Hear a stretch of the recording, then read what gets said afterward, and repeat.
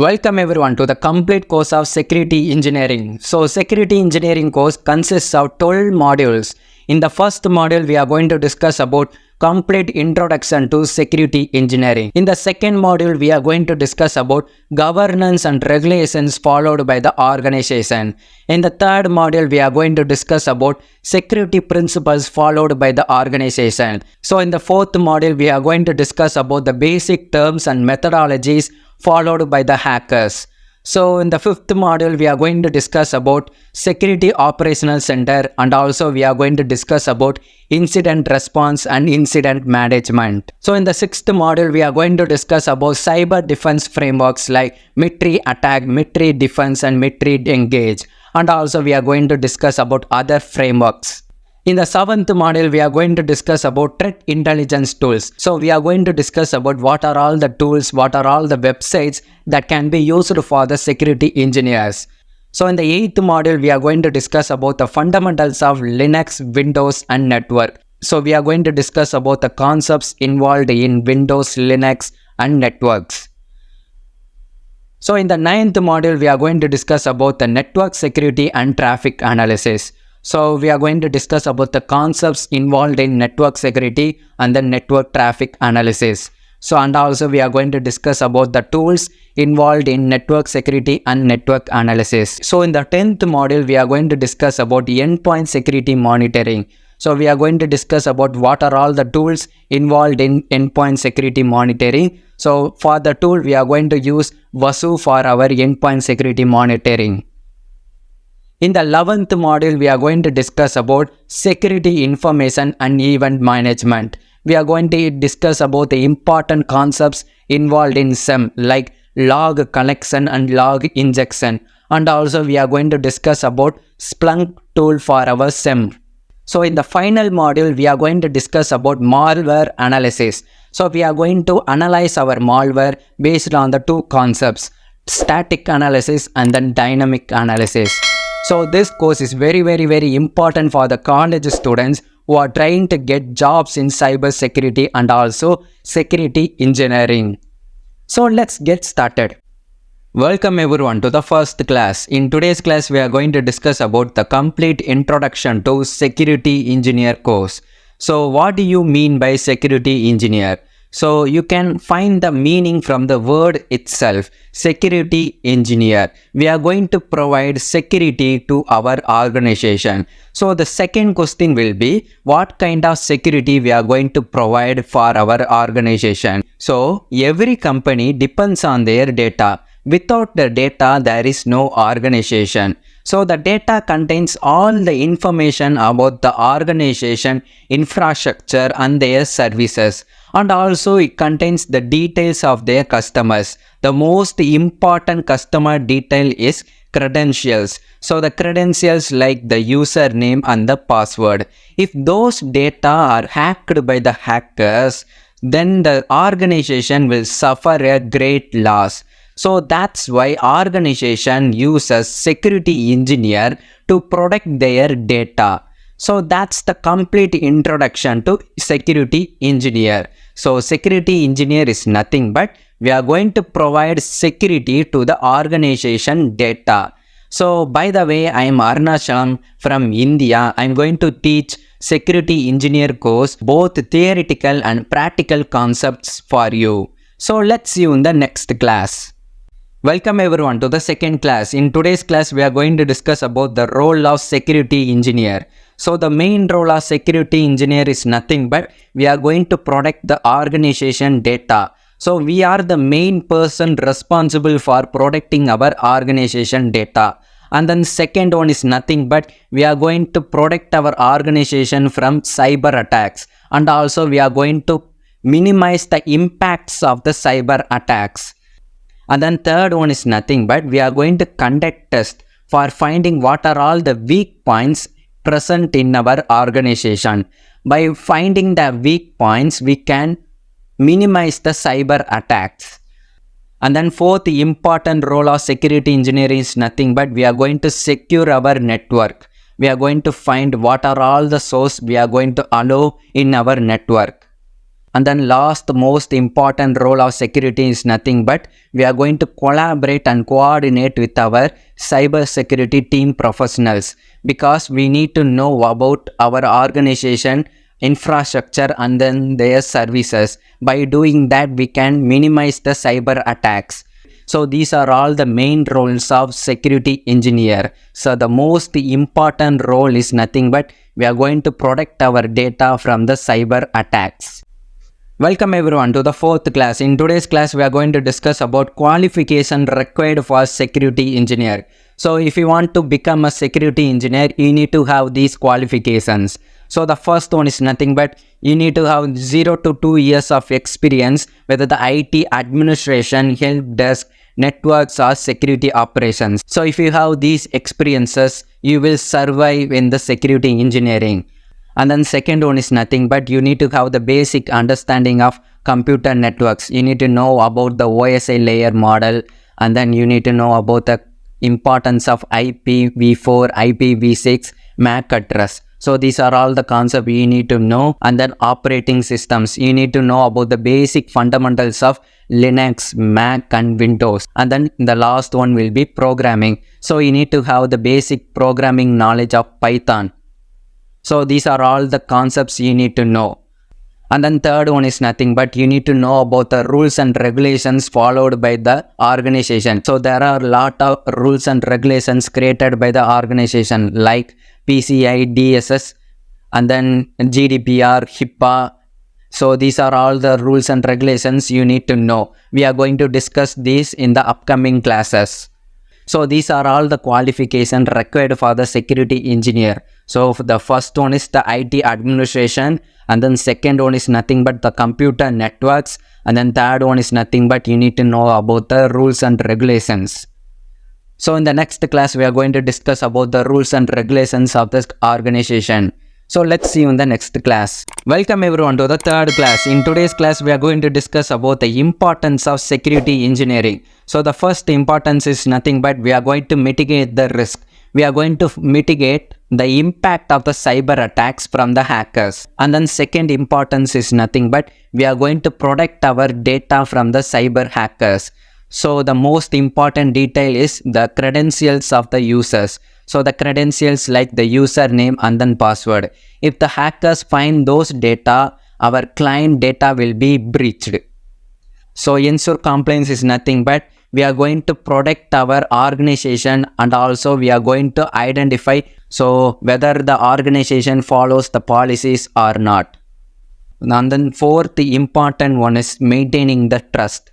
So without a trust, there is no organization, because client must trust their organization. If the client does not trust their organization, we cannot run our organization. So we need trust from our client.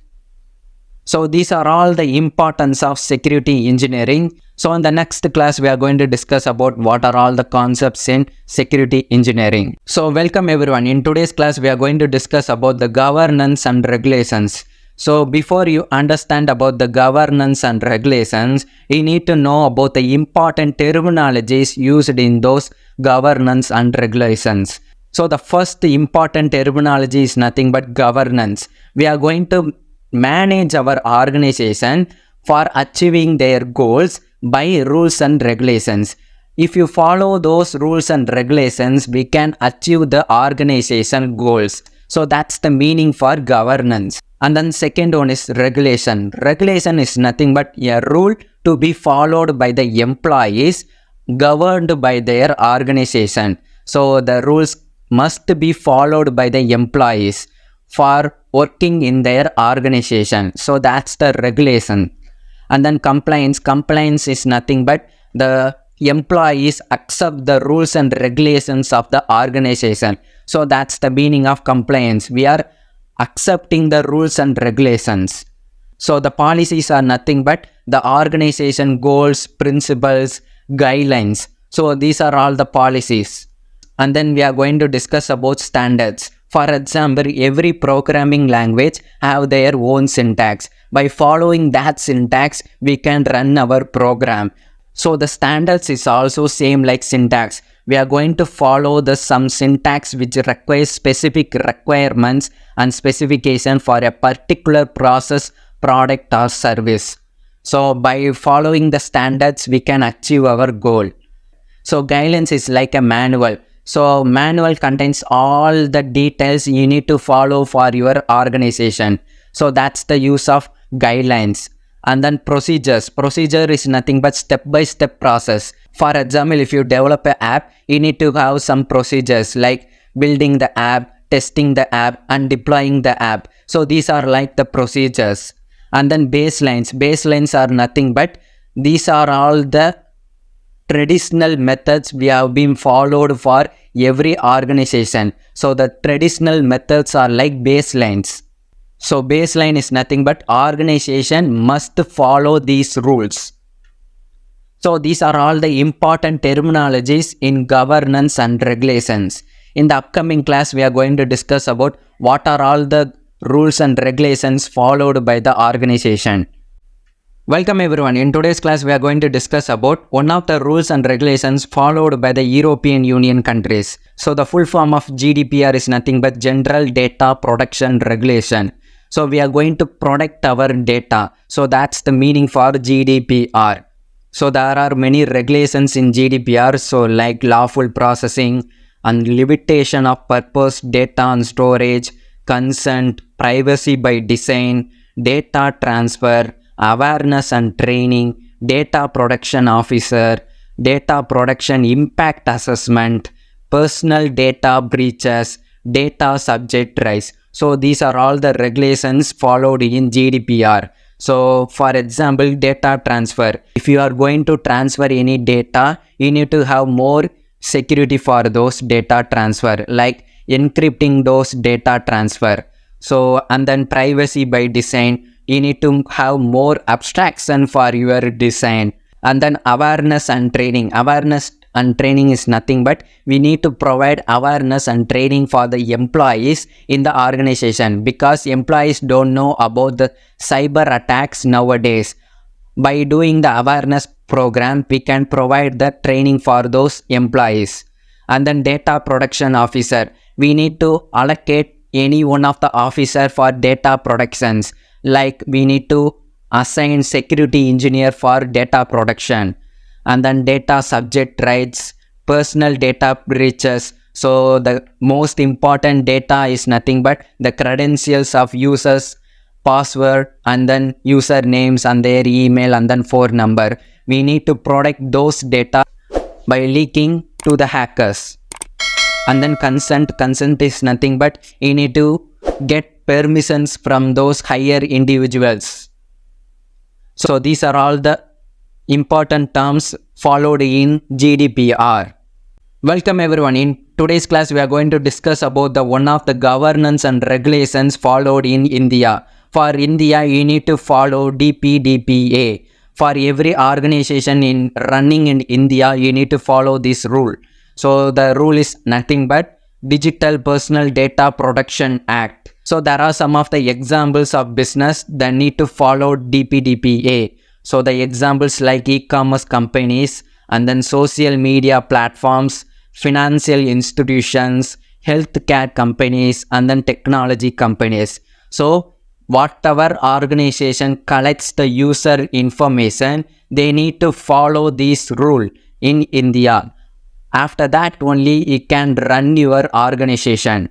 If you don't follow these rules and regulations, your organization will be terminated. So the most important business is nothing but the financial institution. So the financial institution must follow DPDPA because they contains the most credential details of the users, like their credit card details or debit card details or their bank account details or PAN details or Aadhaar details. They need to follow these rules. So in India, you need to follow DPDPA Act. Welcome everyone. In today's class, we are going to discuss about one of the governance and regulation that is nothing but PCI-DSS. So the full form of PCI-DSS is nothing but Payment Card Industry Data Security Standard. So it is mostly for the payment card organizations like card-based transactions. if your company is financial institutions, they need to follow some card-based transactions. For those organizations, you need to follow PCI DSS.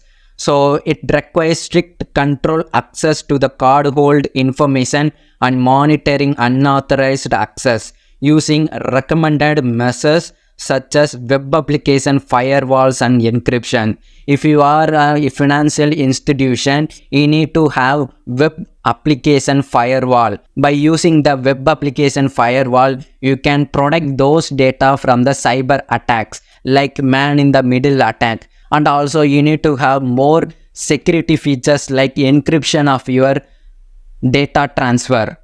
So these web application firewalls and encryptions must be followed by the organization, especially in card-based transactions.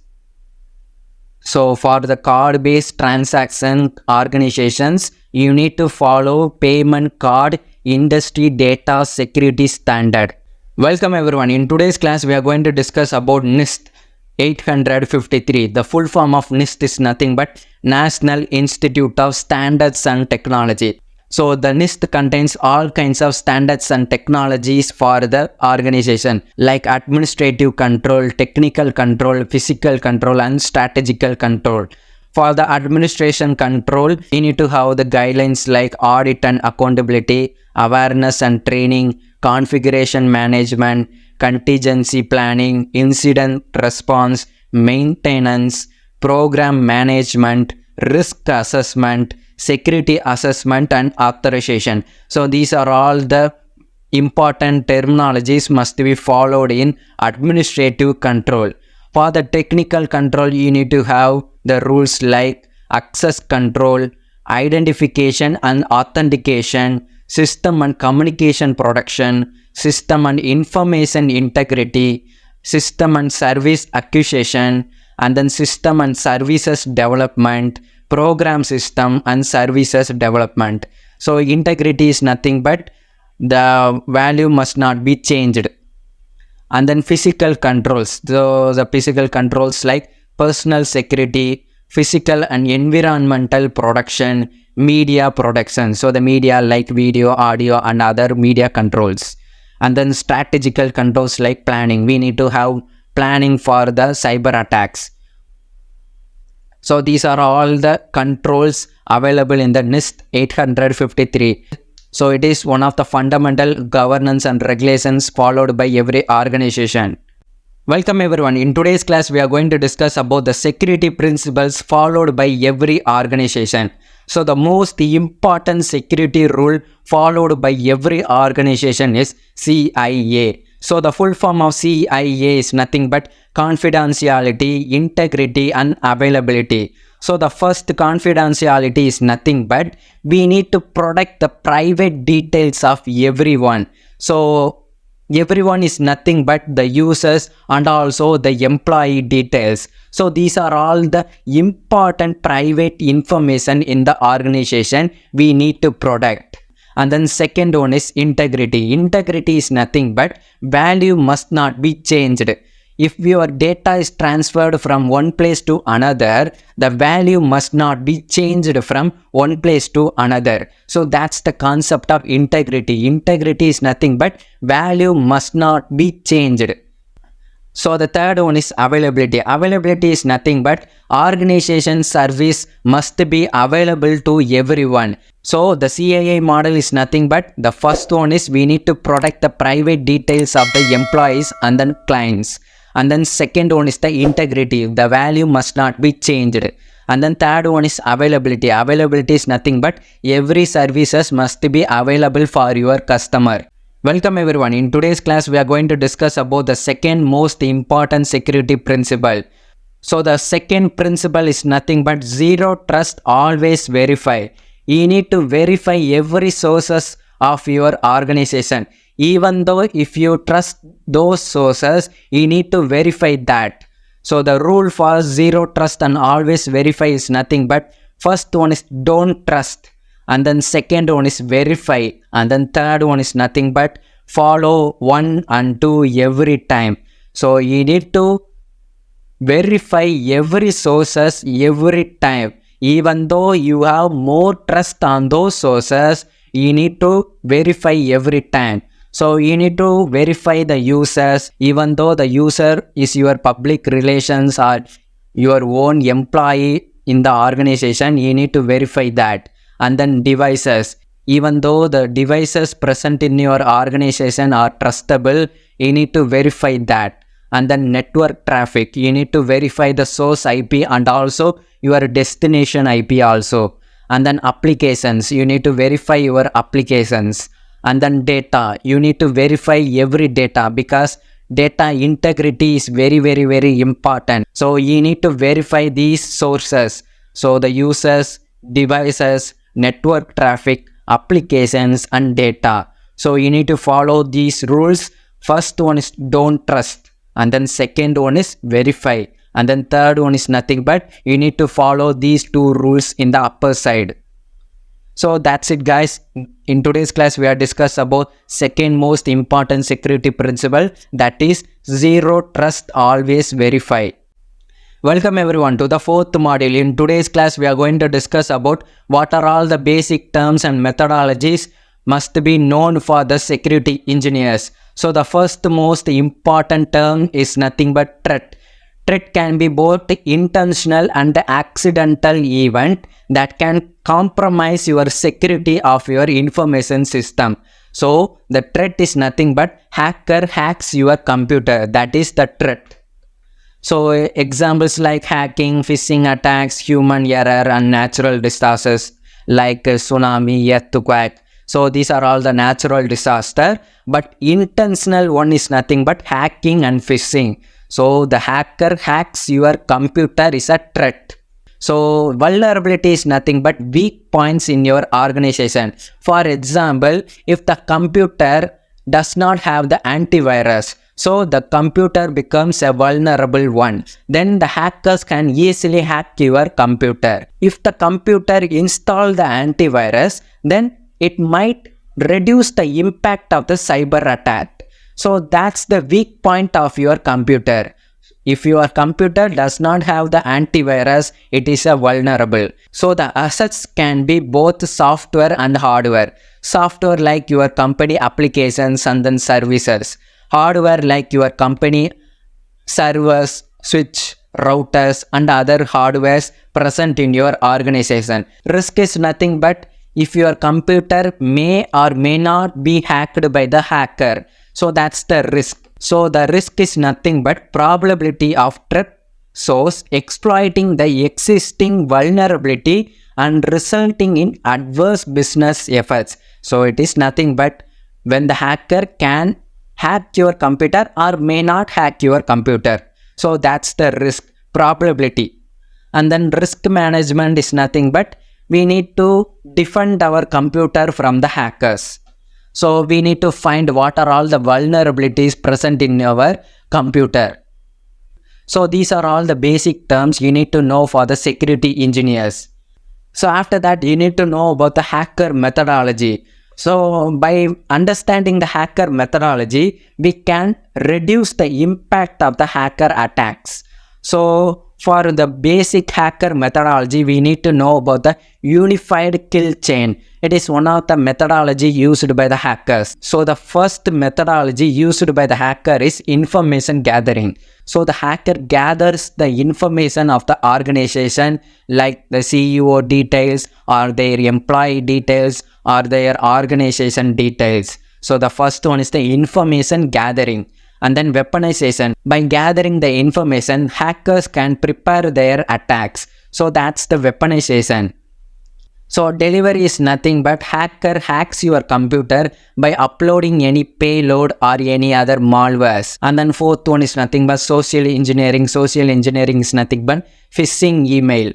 So the manipulation of people to gather their information. Exploitation is nothing but if the hackers finds any vulnerability in your computer, like if the computer does not have the antivirus, then the hacker can easily hack your computer. So that's the exploitation. Exploitation is nothing but finding the vulnerability and exploiting the vulnerability. Persistence is nothing but hacker can stay in your computer for every year or every month whenever he want to hack your computer. So that's the persistence. Defense evasion is nothing but hacker bypasses the antivirus. So the antivirus allows the hackers to hack your computer. Command and control is nothing but hacker types any command and then control your system. So that's the command and control. And the ninth one is nothing but pivoting. Pivoting is nothing but if the hacker attacks the admin account, then he can easily attack the user accounts.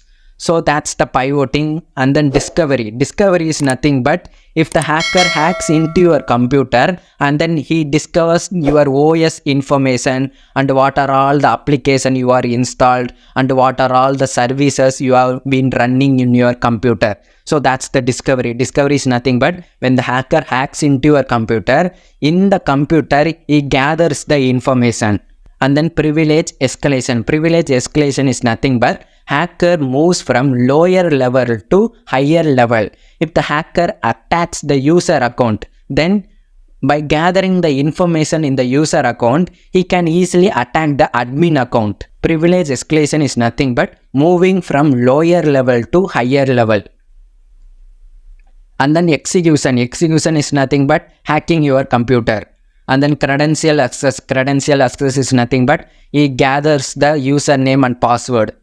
And then lateral movement is nothing but he hacks one computer, then moves to another computer, then moves to another computer. So that's the lateral movement. And then collection. Collection is nothing but it gathers all the information about your system. So and then exfiltration. Exfiltration is nothing but gather the information from your network. And then impact. Impact is nothing but when the hacker hacks your computer, he introduces some malware or virus into your computer. By doing that, your computer may be compromised. So that's the impact. And then objective. Objective is nothing but hacker hacks the computer and then steals your information. That's the objective. So these are all the hacker methodology in the unified kill chain. In today's class, we are going to discuss about Security Operational Center. For short, SOC. SOC is nothing but it is the room for the cybersecurity professionals like security engineers. So this room contains all the cybersecurity professionals who will monitor your organization. So SOC is a term for cybersecurity professionals who monitor the organization IT infrastructures for threat and respond to them. They may be on-site or external to the organization. So a SOC is nothing but it is a room for the cybersecurity professional who will monitor your organization from the cyber attacks. And then the second one is nothing but SOC monitor. So in the SOCs, we need to have the responsibilities like monitoring the network, devices, database, servers, applications, websites of your organizations and other systems to identify the potential threats in real time. So SOC is nothing but we need to monitor our organization from cyber attack. So and then third one is nothing but if the attack occurs, SOC work to remove the threat and restore the system and backup. So the most important thing in the organization is you need to have backup. If any hacker tries to hack your computer and then achieve their objectives, you need to have the backup to restore your data. And the last one is nothing but the SOC use the incident to improve their process and policies and then update their cybersecurity tools. In nowadays, there are many cybersecurity tools which are useful for the security engineers. You need to update those tools for your organization. So that's the complete introduction to Security Operational Center.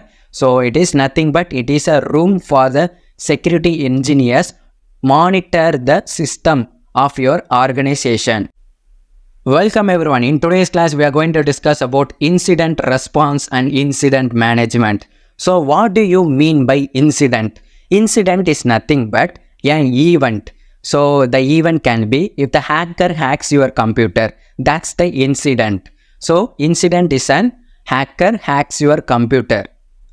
And then incident response is nothing but SOC will respond those hackers attack. So that's the incident response. So incident response is nothing but covers the technical aspect of the dealing with the incident. So this is the person that is responsible for the primary questions like what happened. For answering the what happened question, so there are three types. So the first one is the EDR or AV alert. So we are going to discuss about what is EDR in the upcoming classes.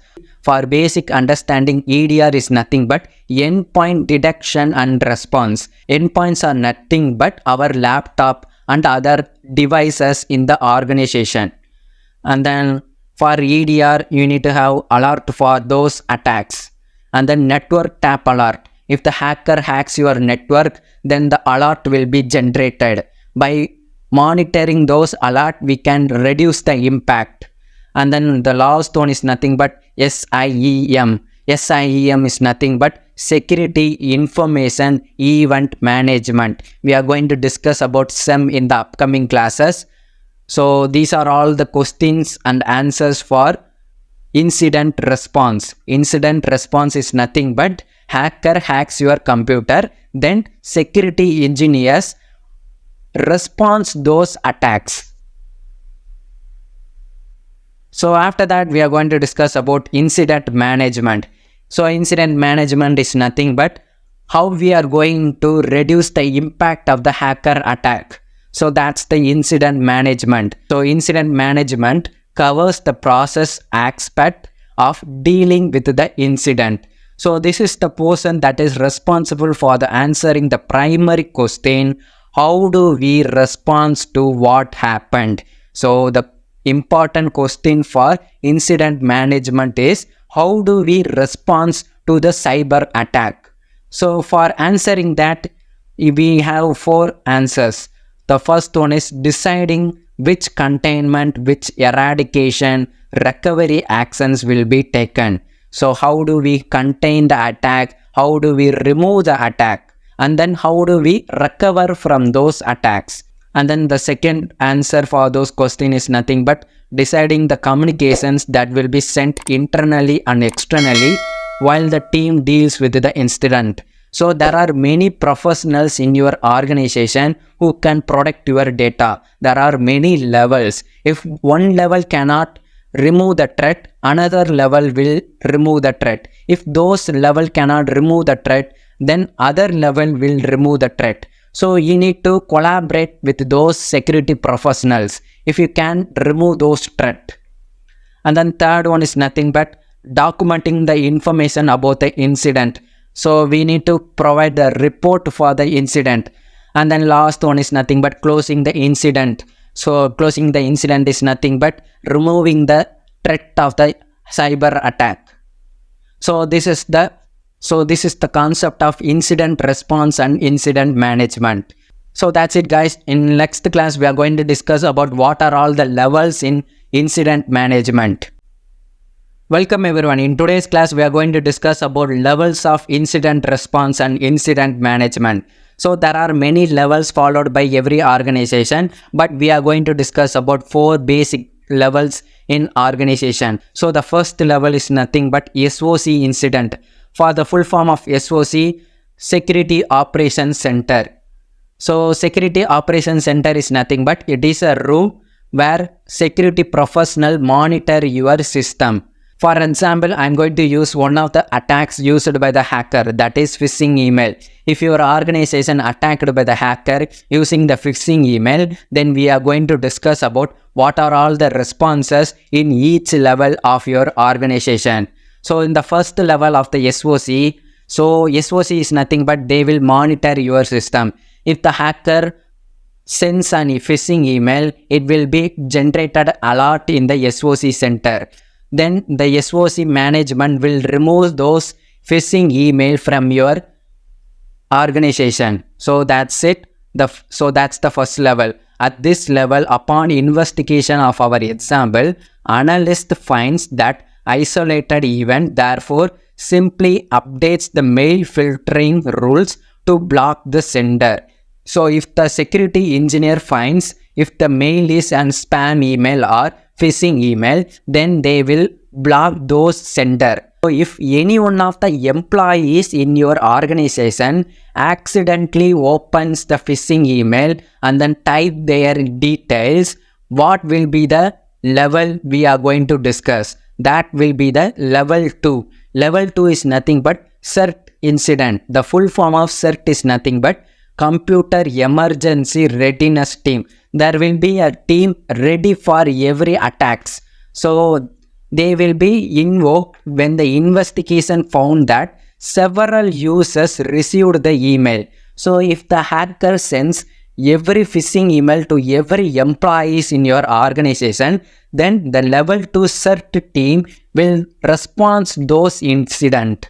So the level 3 is CSIRT incident. If the user actually interacted with the email, we would evoke the Computer Security Incident Response Team, that is CSIRT incident. So what if the level 3 team cannot remove the attacks used by the hacker? Then level 4 will be invoked. So the level 4 is nothing but CMT incident. So if it is determined the scope is larger to investigation, we would invoke Crisis Management Team, that is CMT team. This team can authorize the use of nuclear actions such as taking the entire organization offline to limit the incident damage. So level 3 is the last level. In the last level, if the attacks cannot be reduced or removed, then whole organization will be in the offline. Then the team will remove the malware from your organization. So these are all the basic levels in every organization. Welcome everyone. In today's class, we are going to discuss about the process of incident management. So the incident management is nothing but how we are going to respond for the cyber attacks. So the first process is preparation. Preparation is nothing but we are going to gather the information about the hacker attacks, about the hacker incident. So the information can be the source IP, source port, and then destination IPs, destination port. So we are going to find whatever the devices attacked by the hacker. And then the second process is detection and analysis. So we are going to analyze whatever the methodologies used by the hackers in those devices, like pivoting, like lateral movement, like credential access. So these are all the detection and analysis. And then third one is nothing but containment, eradication, and recovery. So we need to reduce the impact of those cyber attacks. So by removing the threats or creating the backups for our data.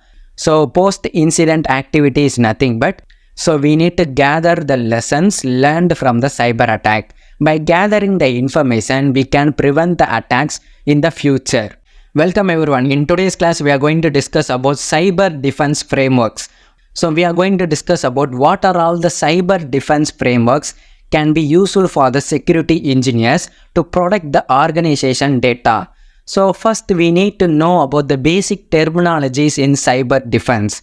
So the first terminology is the APT. So the full form of APT is nothing but Advanced Persistent Threat. So for simple, APT is nothing but group of hackers like China hackers or Korean hackers or Indian hackers or Russian hackers or US hackers. So these are all the group of hackers called as APT. So you can see the meaning for those. This can be considered as team or group of hackers that engages in long-term attacks against organization or countries. So nowadays cyber attacks is the war of World War III. And then second terminology is nothing but TTP. The full form of TTP is nothing but tactics, techniques, and procedures. What are all the tactics used by the hackers? So the tactics can be the goal and objective of the hacker. And then techniques. Techniques is nothing but what are all the techniques used by the hackers to achieve their goal and objective. And then procedures. For example, for the procedure, if the hacker uses the phishing email, first they need to create an email. then they need to send those email to the employees. After that, if the user clicks and then types their credentials in the email, then the hacker can uses their credentials to attack the user accounts. So these are all the step-by-step procedure in the email phishing. So that's it. So the first terminology is APT. APT is nothing but group of hackers. TTP is nothing but techniques, tactics and procedures. Welcome everyone. In today's class, we are going to discuss about Mitri attack website. So Mitri attack is an encyclopedia for cyber attacks. It stores all the information about the cyber attacks which have been done by the hackers. So it will store all the tactics, techniques and procedures done by the hackers. So if you want to find any information about the cyber attacks, you can use Mitri attack website. So there are many attacks available in the Mitri. The first one is the information gathering, resource development, and then initial access, execution, resistance, privilege escalation, defense evasion, credential access, discovery, lateral movement and collections, command and control, exfiltration and impact. So these are all the attacks. So these are all the sub-attacks in the main attacks. For the information gathering, the sub-attack is the active scanning. And also you can see the gather victim network information, gather victim host information, and then phishing information. So these are all the sub-attacks in the information gathering. So for example, I'm going to show the information about the active scanning. So active scanning is nothing but scanning the host. And also you can see the sub-techniques used in this active scanning. So sub-techniques like scanning the IP blocks, vulnerability scanning, and then word list scanning. So these are all the active scanning sub-techniques. And also you can see the procedure examples and then mitigation for active scanning. How do we defend the active scanning and how do we detect the active scanning? So you can see the detection techniques. So these are all the information about the active scanning. I'm going to select any one of the ID. So I'm going to select vulnerability scanning. So in the vulnerability scanning, you can see the informations about the procedures and also you can see the APT group. APT is nothing but advanced persistent threat. For simple, they are group of hackers. So these hackers uses vulnerability scanning for finding the vulnerabilities in the organization. And also you can see the description performed by the hackers. So they perform large scan attempt to find vulnerable servers. They find vulnerable servers. And then you can see the mitigation. How do we mitigate and how do we detect the vulnerability scanning done by the hacker? So if I select any one of the APT group, in that you can see the information about the APT group. Their country, their techniques, their tactics, their procedures will be provided in that information.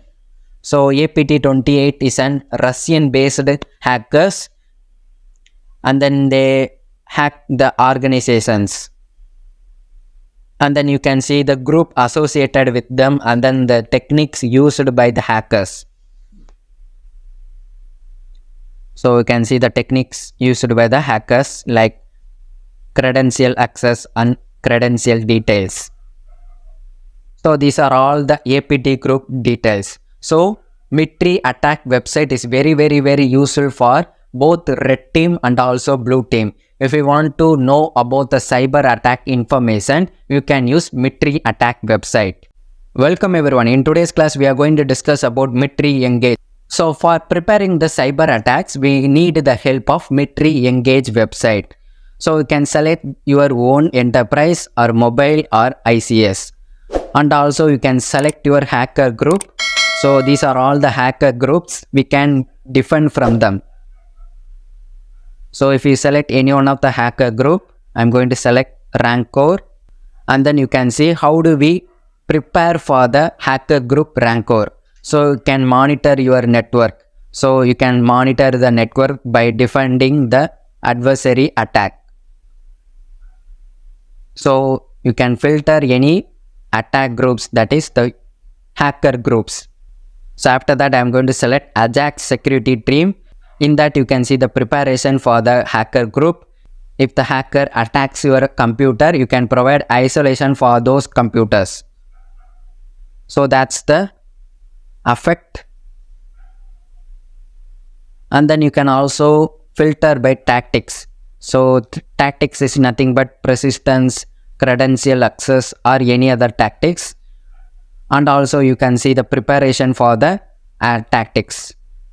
So you can see the description for the preparation.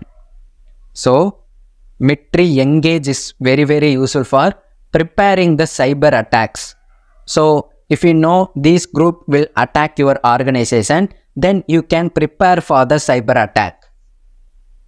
So that's it guys. In today's class we are discuss about military engage website. So military attack is for the cyber attacks, military defend is for the defending the attacks, military engage is for preparing for the attack. So welcome everyone. In today's class we are going to discuss about military defend. So in the previous class we have discussed about military attack. So attack is nothing but contains all the information about the cyber attacks. So we are going to discuss about how to defend from those attacks. For that we are going to need the help of military defend. So we can see the defend for the cyber attacks.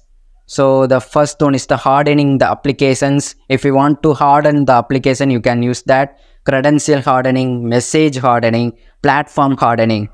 And also you can see the sub process for every hardening. So I'm going to show you an example.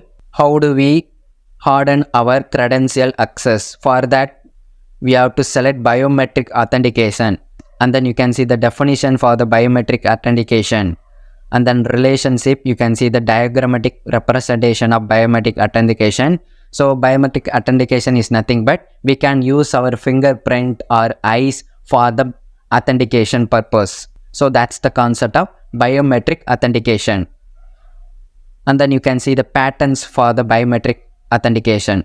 So military defend is nothing but how do we defend from the cyber attacks. And also you can see the what are all the procedures we need to follow for defending our organization.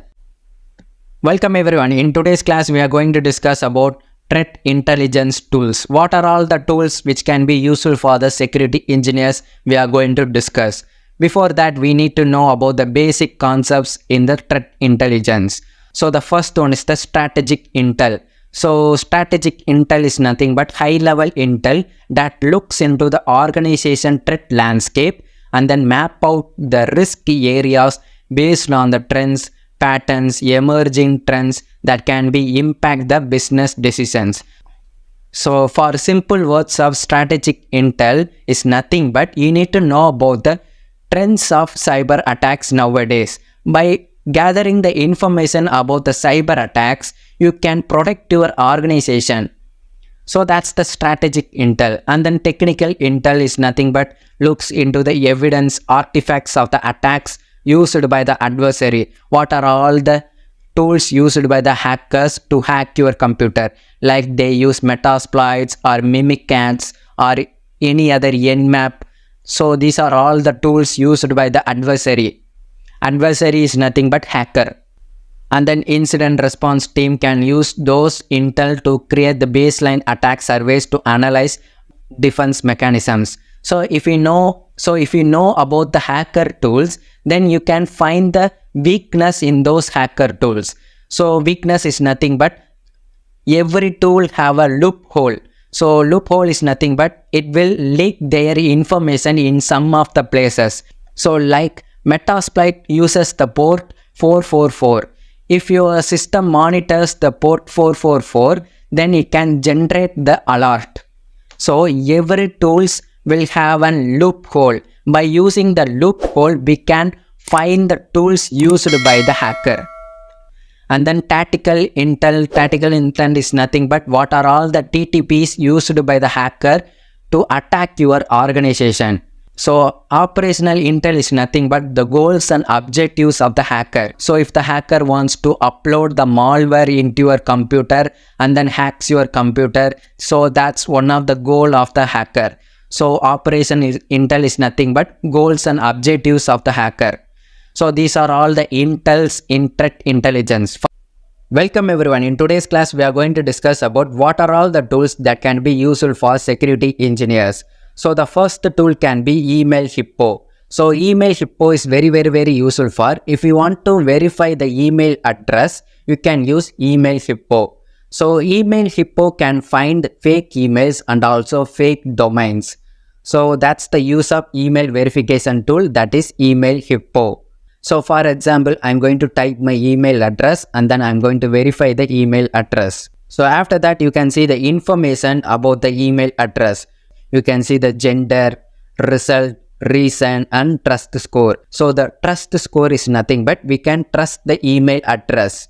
So that's the use of email hippo. If you want to verify the email address, you can use email hippo. So after that, we are going to discuss about the second website that can be useful for the security engineers. That is, Have I Been Pwned? So Have I Been Pwned is very useful for it can verify whether your email address is leaked to the hackers or not. For that, I am going to type my email address and then I am going to type enter. So after that, you can see my email address is breached to the hackers. So you can see 3 data breaches have been identified. And also you can see the website Telegram channels which leaked my email address to the hackers. So the first one is the Telegram channel. So the Telegram channel leaks my email address to the hackers. And then the second one is the Cutout Pro. So Cutout Pro is a website that leaks my email address and password to the hackers. And then third is also the Telegram channel, which also leaks my username and email password to the hackers. By using this website, you can identify whether your email is leaked to the hackers or not. MISP is an malware sharing platform. So every users in the world will share their malware information. By using that information, we can protect our organization. So it is an open source threat intelligence sharing platform. So the users in the world will share their malware details or their cyber attacks to other users in the world. By using that information, the user can protect their organization or individual. So that's the use of MISP. Welcome everyone. In today's class, we are going to discuss about one of the most important website for security engineers, that is abuse.ch. So it contains all the information about the malwares, cyber attacks, SSL certificates, botnets, all the information which can be useful for the security engineers. So we are going to discuss about the tools one by one. First, we are going to discuss about Malware Bazaar. For that, you need to open the Malware Bazaar website. So Malware Bazaar is a database which contains all the malware information which have been created by the hackers. So for that, you need to open the Malware Bazaar database. In that, you can see all the malwares which have been created by the hackers have been posted in the Malware Bazaar. So these are all the malwares which are being created by the hackers. And also you can see the description, hash file and then type of the file and then signature of the malware. So signature is nothing but behavior of the malware. So every malware has some behavior, that is the signature. And also if you want to download those malware, you can use that. So I am going to open any one of the malware. So in that you can see the details about the malware. You can see the intelligence, IOC, Yara. So in the intelligence, it will contains all the information about the malware which have been detected in other websites. So other websites consider this malware as malicious. And also you can see the signatures found in the malware. So that's the Yara signature. Yara is nothing but it can find the malware behavior. So Yara is very important in malware analysis. If you want to check whether the file is malware or not, you can use Yara. And also if you want to verify your file is malware or not, you can use the upload option in the Malware Bazaar. For that, you need to upload any one of your file and then you can check whether the file is malware or not. So Feedout Hacker is very useful for finding the botnets which have been blocked by the firewalls. So botnets are very dangerous because it can create command and control for the hackers. So if the hacker types any commands, he can easily control over the website or organization using the botnets. So if you want to find the botnets which have been blocked by the firewalls or any other antivirus, you need to select browse option. So in that you can see these are all the botnets which have been blocked by the firewall or any other antivirus.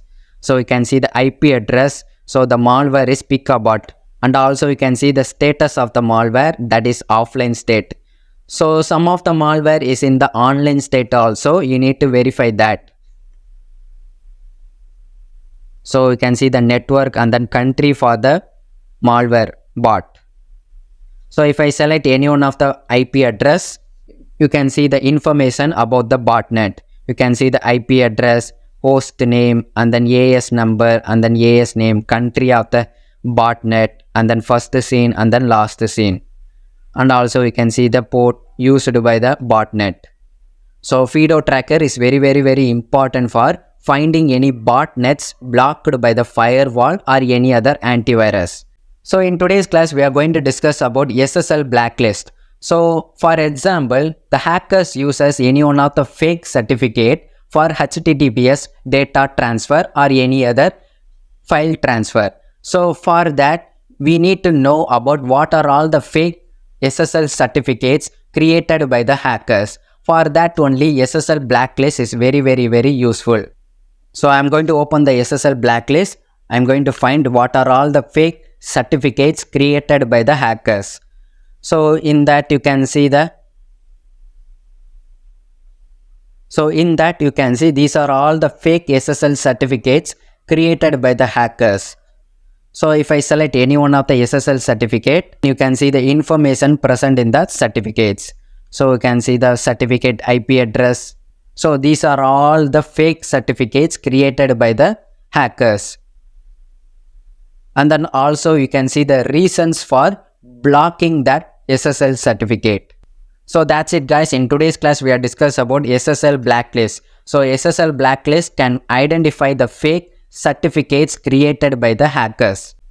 Welcome everyone. In today's class we are going to discuss about URL hash. So URL hash is very useful if you want to verify whether the website URL is original or not, or whether the URL is malicious or not. For that we are going to see an example. Before that we are going to discuss about the URL hash database. So it contains all the malicious URL, malicious websites which have been created by the hackers are presented in the URL hash. So this is the one of the fake website or malicious website created by the hackers. And also you can see the status, that is online state.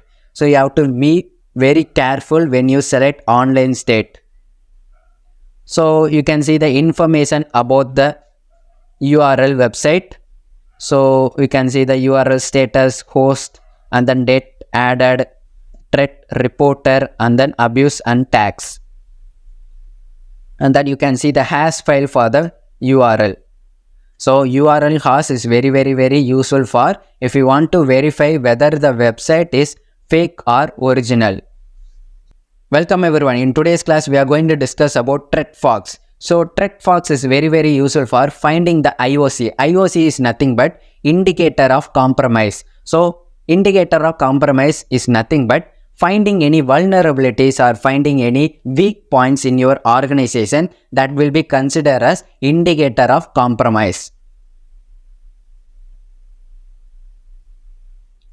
So we are going to see about the example for indicator of compromise. For that we are going to open the ThreatFox database. So we can see these are all the indicator of compromise, and also you can see the malware names, tags, and then reporter. So reporter are nothing but the security engineer who finds the IOC in their organization. So if I select any one of the IOC, you can see the information about that. You can see the ID, type, malware name, and then country, first scene, and then last scene. So these are all the IOC database. So ThreatFox is very useful for finding any IOC in your organization. And also it contains the database for every IOC created. Welcome everyone. In today's class, we are going to discuss about Yara. Yara is very useful for if you want to verify your file is malware or not, you can use Yara. For that, we are going to see an example, and then you have to scan the file with Yara. So you have to choose your file. I'm going to select the CSV file. After that, you need to select search. So you have to wait for the searching process. So Yara will check their database to verify the file is malware or not. After that, you can see the scan results. Whether the file is malware or not, you can see that there is no malware in my CSV file. So you can see no matches because there is no malware in my CSV file. So Yara is very useful for if you want to verify your file is malware or not, you can use Yara. Welcome everyone. In today's class, we are going to discuss about the fundamentals of Windows operating system. We are going to discuss about the important files, folders, services, tools available in the Windows. So first we are going to discuss about our OS disk, that is local disk C. So local disk C is where the OS is present. So you need to know about the properties of your OS. So for that you have to right click and then you have to open the properties. So in that you can see the properties of the file. So you can see the file system, that is NTFS. NTFS is nothing but new technology file system. So this is the new technology for the file system, and then you can see the disk, and then you can see the option that is disk cleanup. So if you want to remove the temporary files or unwanted files from your disk, you need to select that option. So in the tools option, you can see the two options available. First one is the error checking. If your system have any errors, you can use that option to check any errors. And then optimize option. So if you want to optimize your Windows, you can use that option. If you want to optimize any particular disk or particular file or particular folder, you can use that option. So after that, we are going to discuss the sharing folder. So sharing folder is very important. You need to have the control over the sharing folder. So in the security tab, you can see the group and then user names available in your Windows OS system. So you can see the admin and then other users available in your system. And you can see the system have all the access to your OS. So it can modify, read, write, execute. So that's the power of root user. You need to protect your root user. If the hacker hacks the root user, then he can easily hack the user accounts. So after that, we are going to discuss about the important folder in your Windows. You need to protect this folder from the hacker. In the Windows, you need to open the System32 folder. So this folder contains all the important services, important files for your OS. So if any one of the file is compromised by the hacker, then your whole system will be cracked. So after that, we are going to discuss about the system information. So you need to open the run. So you need to type msinfo32. So this folder is same as system32 folder. So that will be in the GUI format. So you can see the system summary. So system summary is nothing but your OS information. So you can see the OS name, other details, BIOS information. So these information must be protected by us. So after that, we are going to discuss about the system boot information. For that, you need to open the run and then you have to type msconfig. So this will show the system boot information and also configuration file of the Windows. So you can see the general tab option, startup selection. So there are three types of startup: normal, diagnostic, selective. So if you want to diagnose the Windows, you can select that option. So in the boot option, you can use the safe boot. If the hacker hacks your computer and uploads any malware in your file, so you need to use the safe boot option to remove the malware. So safe boot have some limited resources. So that's why we need to use safe boot for removing those malwares. So in the services, you can see what are all the background services running in your computer. So you can see all the services running for your computer. So if you want to disable anything, you can disable that. and then startup tab, and then tools. So in the tools section is very important. If you want to find any tools of your Windows, then the command line will be generated in the tools section. So if you want to find the Windows information, you need to copy this code and then paste in the command. Then Windows information will be generated. So if you want to change the UAC settings, you need to copy this code and then you have to paste that command in the CMD. So after that, you can see the UAC. UAC is nothing but user account settings. So if you want to secure your computer, you need to have more UAC settings. So you can see each level there will be some description. So in that level, notify me when the apps try to make changes to my computer. So in that level, so the lowest level description is nothing but never notify me. So if you become a security engineer, you need to have more UAC account control settings. We can see the other information like security and maintenance. If you want to find the security and maintenance of your computer, you can use that. And then we can see the Windows troubleshooting. If your Windows facing any problems, you need to know these commands. And then computer management. If you want to view the configuration settings of your computer, you need to use that option. And then you can see the system information, msinfo32.exe file. So we have discussed that in the previous. And then event viewer. Event viewer is where the logs of the Windows present. So logs are very important in terms of security engineering.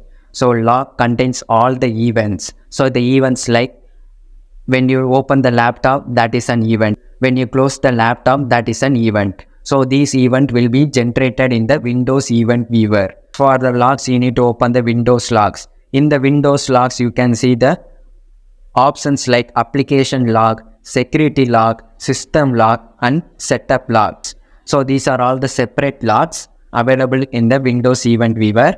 So you can see the application logs. So you can see the time, source, event ID, and task category. And also you can view the details about the Windows event logs. So security logs are very important in terms of security engineer, because when the hacker uses any brute force attack to log into your account, then the security logs will store the event. From that, we can find the hacker tries to hack our computer. So after that, we are going to discuss about the programs installed in our computer. So if you want to remove any programs, you need to copy this command and then paste that command. So after that, you can see the programs installed in your computer. If you want to remove any malware file or malware application, so you need to right click and then you have to select uninstall. Then the malware file will be uninstalled from your computer. So these are all the applications installed in your laptop. So and then you can see the system properties, your system configuration settings. So you need to copy the code and then paste that code in the command, and then you can see the system information. So your device specification. So the device name and then processor and then your RAM. So these are all the information about your computer.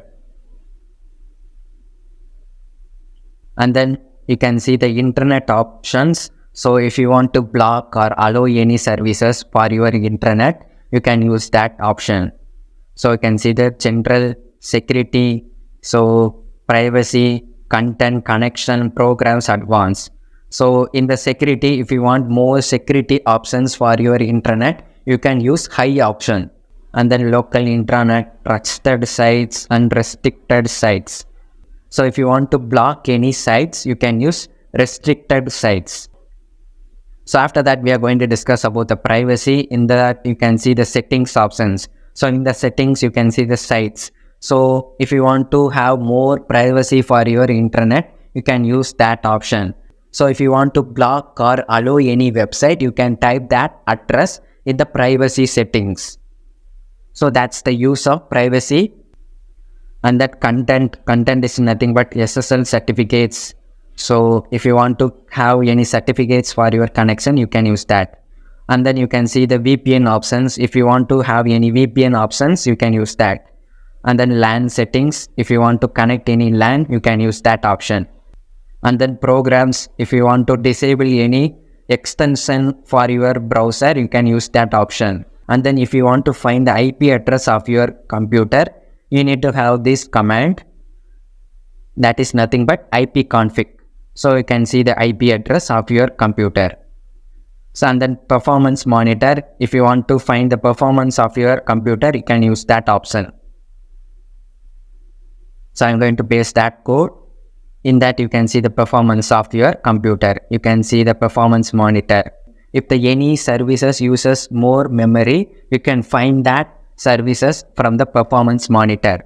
So after that, we are going to discuss about the resource monitor. So resource monitor is also same like the performance monitor. So resource monitor is more advanced. So it will monitor the CPU, it will monitor the network, it will monitor the memory of your computer. If any services uses more CPU, you can find that services from the resource monitor. And also you can disable or remove those services. So these are all the options. If you want to view particular service, you can select that service. So after that, we are going to discuss about the task manager. So task manager is also like the resource monitor. So it also contains the services, process, and then monitoring of your computer. So from that, if you want to remove any services, you have to select end task. So it will remove the services.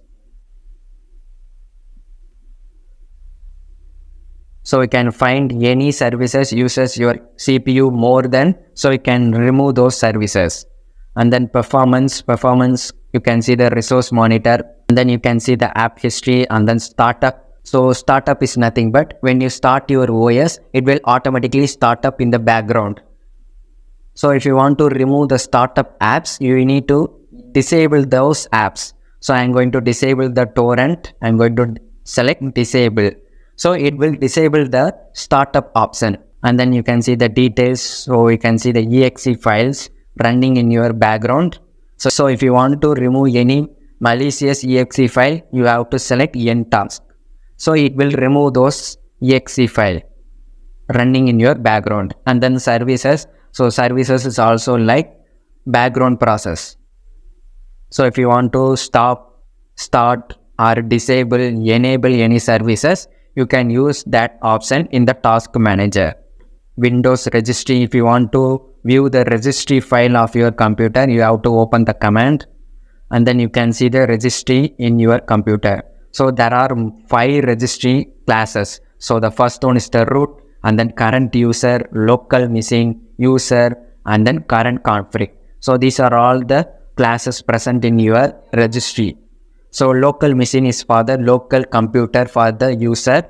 So you can see the SAM, security, and other applications installed in your computer. So every application must register their services in the registry. So after that, we are going to discuss about remote assistance.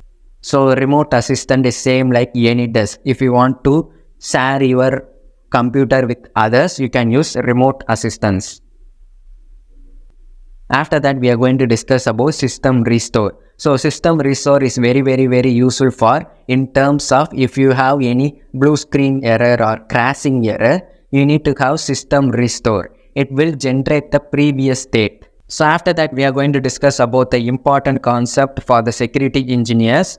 So we are going to discuss about the antivirus, default antivirus in the Windows. So you need to have the virus and threat protection enabled. And also you need to enable the account protection, firewall, device security, and other options available in the security. So you need to have the security antivirus. So these are all the options must be enabled. So after that, we are going to discuss about the firewall in Windows. For that, you have to open the Windows Defender firewall. So in that, you can see the GUI for the Windows Defender firewall. So firewall is very useful for accept or block any traffic for your computer. So you can see the inbound rules and then outbound rules. Inbound rule is nothing but incoming traffic. Outbound rule is nothing but outgoing traffic. So if you want to disable or allow any services, you can use Windows Defender Firewall. So you can see allow and then block process in the Windows Firewall. So tick mark is for the allow process, int for the disabled process, and also you can see the location for the process. So these are all the options available in the firewall. So firewall is very important for allowing or blocking any services, both incoming and then outgoing traffic. So that's it guys, we have discussed about the basic fundamentals of Windows.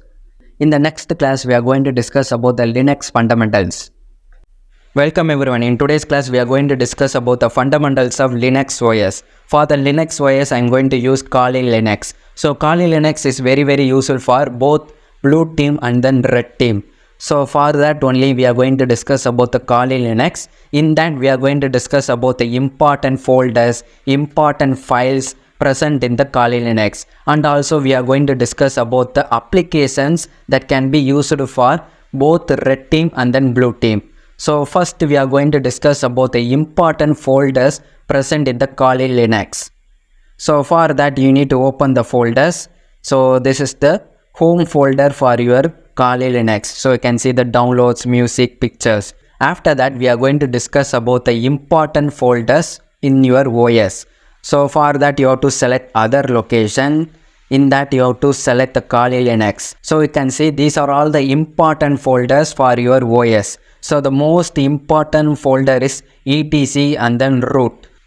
So these two folders must be protected from the hackers, because these folders contains all the information about your Kali Linux, like your username and password. The etc folder stores your username and password. So that's why you need to protect the etc folder. So in the etc folder, there are many folders like apt. Apt is for installing the packages, and then you can see other most important folders like Ettergap and then Firebird, fonts, grub, dictionaries, Chromium, Apache. Apache is the most important service, and then Cron tabs. And then you can see the Wireshark, and then you can see the Snot. So these are all the important folders for your Kali Linux OS. So you can see the files like the configuration files. So the most important configuration files are present in the etc folder. And then you can see the shadow folder. So shadow folder contains the username and password for your Kali Linux. All the users, all the username, all the passwords will be stored in the shadow file. So that's why you need to protect those etc folder. And then you can see the sudo-s. So sudo-s files is nothing but what are all the users have more privilege access, they will be stored in the sudo-s file. So for that only I am again and again saying etc folder is the most important folder in the Kali Linux or any other Linux. You need to protect from the hackers. For protecting the etc folder, we need to create restriction. For that you have to select properties. So in that you can see the permissions. So if you are a root user, you can edit your permissions. So normal users cannot edit the permissions in the etc folder. You must be a root user. Then only you can access or edit the files. And then you can see the home folder. So these are all the folders available in the Kali Linux. So the first folder is the bin folder, that is the binary folder. So all the binaries will be present in that folder. And then boot folder is for the grub process. So loading your OS, important folder. And then developer folder, etc folder, home folder for the user. And then library folder. So it contains all the libraries like 7-zip, Apache, files, GNU-PG, and then important Firefox files, GCC for compiling the C programs. So all the files will be present. And then library 32 contains the libraries of the Linux. So in the Windows, you can see the program folder and also program 64 folder. So that's the same as library and then library 64. So the media folder contains your share folder. So whatever the share folders will be present. And then mount folder and then OPT folder. OPT folder contains all the operations. So you can see the Microsoft and then VBox guest additions. And then process, so you can see the process folder. So these are all the process, and then root folder and then run folder. So you can see the run folder contains the network manager, OpenVPN, SHM, SSH, and also you can see the sudo file. And then sbin folder contains the binaries, super binary files. And then services will be present in the SRV. And then you can see the file like FTP for file transfer. And then sys. So in the system folder, you can see the files like developer files, FS files, firmware, hypervisor, kernel. Temporary files will be present in that folder. And then user files, games, library 32, library 64. So local user files will be present in that. And then var folder, that is the variable folder. So in the variable folder, for the security engineers, the variable folder is very important because logs are stored in the variable folder. So logs contains all the information about your Linux OS. So if the hacker attacks your computer, then logs will be stored in the var folder. So var is very important because it contains the log files for the system analysis. You can see the authentication logs. So authentication logs contains all the authentications present in your Linux OS. And then you can see the boot log, all the booting information present in those logs. And then you can see the cron logs. Cron logs are nothing but scheduled task logs will be present in the cron log. And then you can see other logs like syslog, last log, gun log, and VBox add log. So these are all the important logs. If you become a security engineer, you need to analyze those logs in the Linux OS. We are going to discuss about the backup folders. If you want to create any backups, you can use that folder. So these are all the important folders present in your Linux OS. So the most important folder is etc and then root. So etc contains the username and password files, and then root contains the root user files. So you need to protect those files, and also you need to have more permissions for those files. So after that, we are going to discuss about what are all the applications that can be useful for both red team and then blue team. So we are going to discuss about the inbuilt application in the Kali Linux. So we can see the inbuilt applications for each category like information gathering. So for the information gathering, you can see the tools like Nmap, ReckonNG, Multigo. So by using the information gathering, we can gather the information about the user or organization. And then vulnerability analysis. If you want to find any vulnerabilities present in your OS or organization endpoint devices, you can use that options. And then web application analysis. In that, you can see the most important tool, that is Burp Suite. Burp Suite is a very important tool in web application. So for finding any vulnerabilities or finding any attacks in the web server, you can use Burp Suite. And also you can use the SQL map for finding any SQL database in the website. So this tool can be useful for both red team and also blue team. And then database assessment, you can see the tool like SQL map. And then password attacks. If you want to crack any passwords, you can use the tools like Hydra, Hashcat, John the Ripper, Medusa. So Hydra is very useful for cracking the website password usernames, and Hashcat and John the Ripper for file username and password. And also you can use the John the Ripper and Hashcat for cracking the Windows username and password. And then wireless attacks. If you want to attack any Wi-Fi or troubleshoot your Wi-Fi, you can use these options. Firm Wi-Fi cracker, air crack ng. These tools can be used for wireless attacks. And the reverse engineering, you can use the Metasploit for reverse engineering. And then exploitation tools. In the exploitation tools, you can use the searchsploit. So searchsploit is very useful for the red team. If you want to find any vulnerabilities in the services, you can use the searchsploit. And then Metasploit for exploiting the vulnerabilities. So searchsploit is useful for finding the vulnerabilities. Metasploit is useful for exploiting the vulnerabilities. And then you can see the sniffing and spoofing tools like Wireshark, we are discussed in the previous class. And then you can see the TCP dump, Scapy. So these are all the sniffing tools. If you want to monitor the traffic analysis, you can use the Wireshark. And then post exploitation tools like Mimikatz, Netcat, Powersploit. So these are all the tools which can be useful for post exploitation. So if you want to crack the user and password of the Windows, you can use Mimikatz. If you want to remote access, you can use Evil Windrum. So if you want to communicate with one computer to another computer, you can use Netcat. So in the forensics, you can see the important tool, that is autopsy. So if the hacker hacks your computer, then deletes any files or any folders, you can use the autopsy to recover those files and folders. And also you can analyze what are all the changes done by the hackers using the autopsy tool.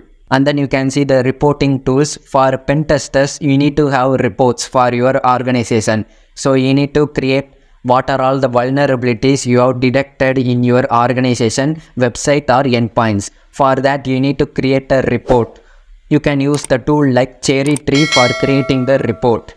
And then social engineering tools, the most important is SE tool. So SE tool can be used for creating phishing email. So for that only SE tool can be used. And then system services, so background services can be present in the system services. And then Kali Linux links. So these are all the documentation. If you want to learn about Kali Linux, you can see all the information about the Kali Linux. So after that, we are going to discuss about the important commands that can be used for both red team and then blue team. So if you want to find the IP address of your Linux OS, so you can type the command ifconfig. So after that, you can see the IP address of your Linux OS. So after that, we are going to discuss about the second command, that is pwd. So pwd is nothing but printing the current directory. So if you want to change the directory, you can type the command cd and then you can type the directory. If you want to open the folders like desktop or documents, you can type cd desktop. After that, we are going to discuss about how to create the file. So for that, you need to type the command touch.a.txt. Then you can see the file is created. So if you want to type any commands or any other text, you can use the echo command. So if you want to view the file, you can type cat. So and then you can see the contents available in your txt file. So if you want to remove the file, you can type rm and then you can type the file name. Rm will remove the file. So if you want to create a new folder in the Linux OS, you can type mkdir and then folder name.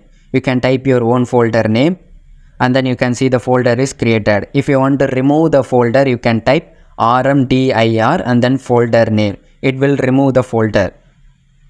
So if you want to clear the commands, you can type clear. After that, we are going to discuss about the last command which can be used for the security engineers. So that is nothing but ps command. PS is nothing but show all the process in your Linux OS. So you need to type ps aux. So it will show all the background running process. So if you find any malicious process, you can remove those files by using the command kill command. By using the kill command, and then you can type the PID, that is the process ID. So you need to type kill and then process ID. It will remove the process. So that's it guys. In today's class, we have discussed about the complete fundamentals of Linux OS. We have discussed about the tools, applications, important folders in the Linux OS. In the upcoming class, we are going to discuss about the network fundamentals. Welcome everyone. In today's class, we are going to discuss about the network fundamentals. If you want to become a security engineer, the first thing you need to know about is the network. So we are going to discuss about what are all the basic concepts involved in the network. So the first one is the IP address. So the full form of IP is nothing but Internet Protocol. If you want to identify the host in the network, you need to have IP address. For example, if the person wants to be identified, then he can use their identity card. Likewise, if the host want to identify them, then they can use IP address. So nowadays there are two IP address, IPv4 and IPv6. So this is the example for IPv4 address, and then this is the example for IPv6 address. After that, we are going to discuss about the MAC address. So IP address is used for identifying the host network. MAC address is used for identifying the devices. So devices like if your laptop wants to be identified, then it must use MAC address as an identification. So that's the MAC address.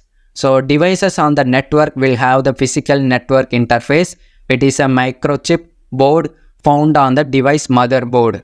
This network interface is assigned a unique address at the factory. It is called MAC address. The full form is nothing but Media Access Control. So this is the example for MAC address. So the first 6 characters is for the vendor. So vendor is nothing but your manufacturer of the devices. So if your laptop is HP laptop, so that's the manufacturer.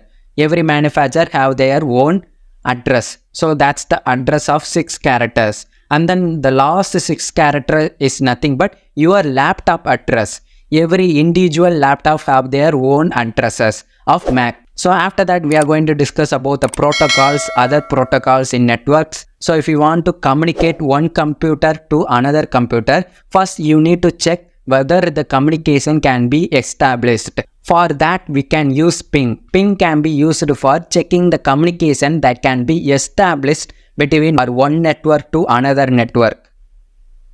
And then the second one is nothing but address resolution protocol. Address resolution protocol is nothing but it will translate MAC address into IP address. So there are 2 types of messages in ARP request and ARP reply. After that, we are going to discuss about DHCP protocol. So the full form of DHCP is nothing but Dynamic Host Configuration Protocol. So it will assign IP address to your host. If you are new to the network, there is no IP address will be provided for you. Then you have to request for IP address from your ISP. ISP is your Internet Service Provider. Then they can assign IP address to your devices. So that's the use of DHCP protocol. DHCP protocol is nothing but assigning IP address to your host. Welcome everyone. In today's class, we are going to discuss about one of the most important model in networks, that is OSI. OSI is full form for Open System Interconnection. So in OSI, there are 7 layers. We are going to discuss about the basics of the 7 layers. So in the sender side, physical layer is the first layer. So in the receiver side, application layer is the first layer. So you can choose your own layers. So the first application layer. So application layer is nothing but applications in our systems. So HTTP is nothing but request and response. FTP is the file transfer protocol. SMTP is for simple mail transfer protocol for sending the mail from sender to receiver side. And then presentation layer. In presentation layer, there are many components. The first one is the compression, encoding and encryption. So there are 2 components. So there are 2 protocols, SSL and TLS. So SSL and TLS are certificates to verify the websites or domain. And then session layer. Session layer is nothing but providing the session between server and then client. For creating the session between server and client, we need sockets. So sockets are nothing but connecting one node to another node. One node is the server node, another node is the client node. And then 4th layer is the transport layer. Transport layer is nothing but transferring your files or transferring your data. For transport layer, there are 2 protocols, TCP and UDP. So TCP is connection based. So you need to have connection between your server and client. UDP is connectionless. There will be no connection between client and server. Data can be sent in random orders, whether the data can be received or not. So TCP can be used for file transfer or important data transfers. UDP can be used for the audio, video transfers. So in the network layer, there are three important protocols. The first one is the IP protocol, that is Internet Protocol, ICMP protocol, that is Communication Protocol, and then IP Security Protocol. IP security is nothing but encryption and then providing more security for your packet transmission. And then the sixth layer is data link layer. Data link layer can be frames. Frame is kind of a data which can be sent from the sender side. So in the data link layer, that can be two protocols like Ethernet and then Wi-Fi. So Wi-Fi is your internet and then Ethernet is a LAN or WAN.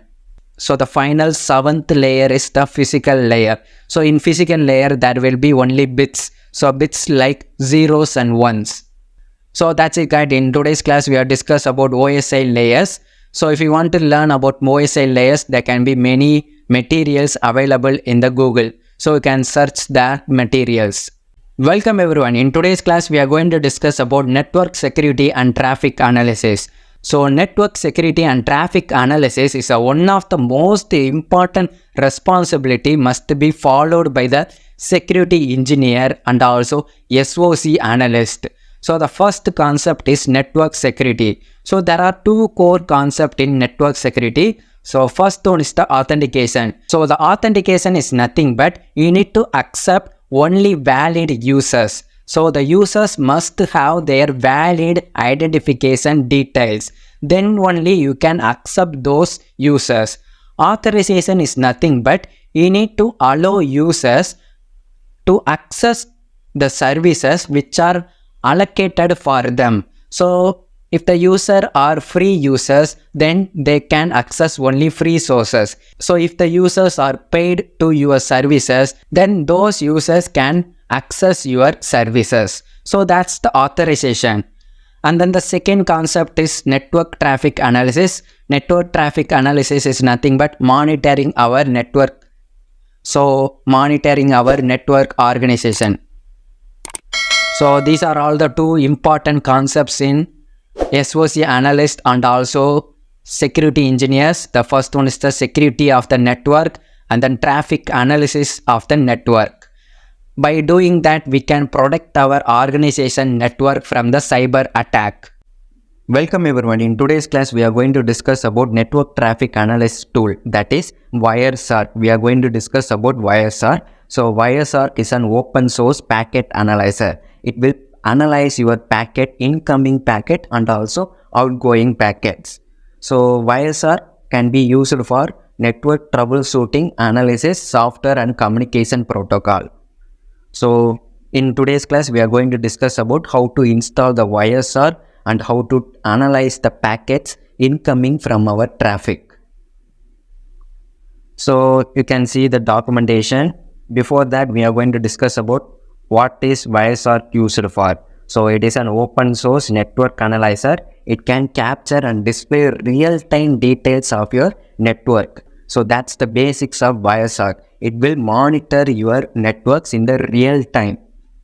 So it can be used for both real-time packet analyzer and also troubleshooting your network, whether the communication can be established or not. So if the hacker tries to hack your computer by using any ping or ICMP protocol, then the Wireshark will capture those packets. From that, you can analyze the hacker's methodology. So hackers uses Wireshark for intercepting and logging the packets. So Wireshark can be used for both red team and blue team. So the red team is nothing but the ethical hackers or other hackers. So hackers uses the Wireshark to intercept your network. So the blue team, that is the security engineer, uses Wireshark for monitoring the network.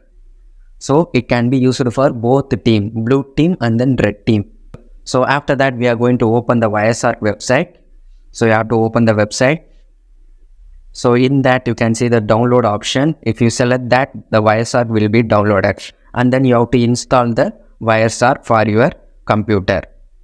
So we are going to select the documentation. So we can see the YouTube links for the manual of Wireshark. So these are all the documentation available in the Wireshark. So if you want to learn about the Wireshark, you can use the website of Wireshark. So after that, I'm going to open my CallinNX. In that, we are going to discuss the network traffic analyzer tool, that is Wireshark. So we are going to open the Wireshark. So this is the GUI for the Wireshark. So in that, you can see all the interfaces available in your computer, like Ethernet 0, any loopback. So you can see all the interfaces will be available. If you have any Wi-Fi, then the interface will be available in the Wireshark.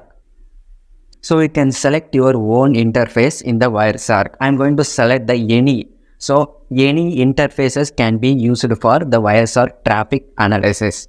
So I'm going to select the any traffic.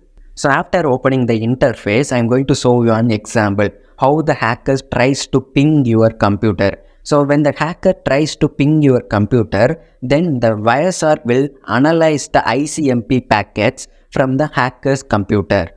So we are going to discuss that example. So I'm going to ping. So consider this as an hacker terminal. So the hacker tries to ping your computer, whether the communication can be established or not. So after the hacker tries to ping your computer, Wireshark analyzes the incoming packets from the hacker. So you can see the packets coming from the hacker's computer. So you can see the informations available in the Wireshark. So we are going to discuss the examples. So you can see the ICMP uses request and reply. It will request whether the communication can be established or not. If the communication can be established, then the destination will show reply message. So the first one is the time, and then second one is the source IP. So source IP, for example, you need to consider the source IP is the hacker's IP. So 10.0.2.5 is the hacker's IP. And then destination IP. So consider the destination IP as a security engineer laptop. So hacker tries to communicate with the security engineer laptop. Then uses the protocol ICMP protocol. And then you can see the length of the packets. You can see 100 is the length of the packets. And then info is ping. So it tries to communicate with your laptop. And then first will be the request. Hacker tries to request to your computer. Then your computer replies to the hacker whether the communication can be established. And then you can see the ID, sequence number, time to live. TTL is nothing but time to live. So ICMP uses request and reply. So if you select any one of the packets and double click that, you can see the details of the packets, like the frame used in the packets, like the section number, interface ID. So we are just using the any interface. And then encapsulation. Encapsulation is nothing but combining all the packets in one packet. And then arrival time. So you can see the time of the hacker tries to ping our computer. And then UTC arrival time, epoch arrival time, and then shift for the times. So these are all the time values. And then you can see the frame number, frame length, capture length. So this uses the ICMP protocol. So these are all the coloring values. So our security engineer laptop is Linux.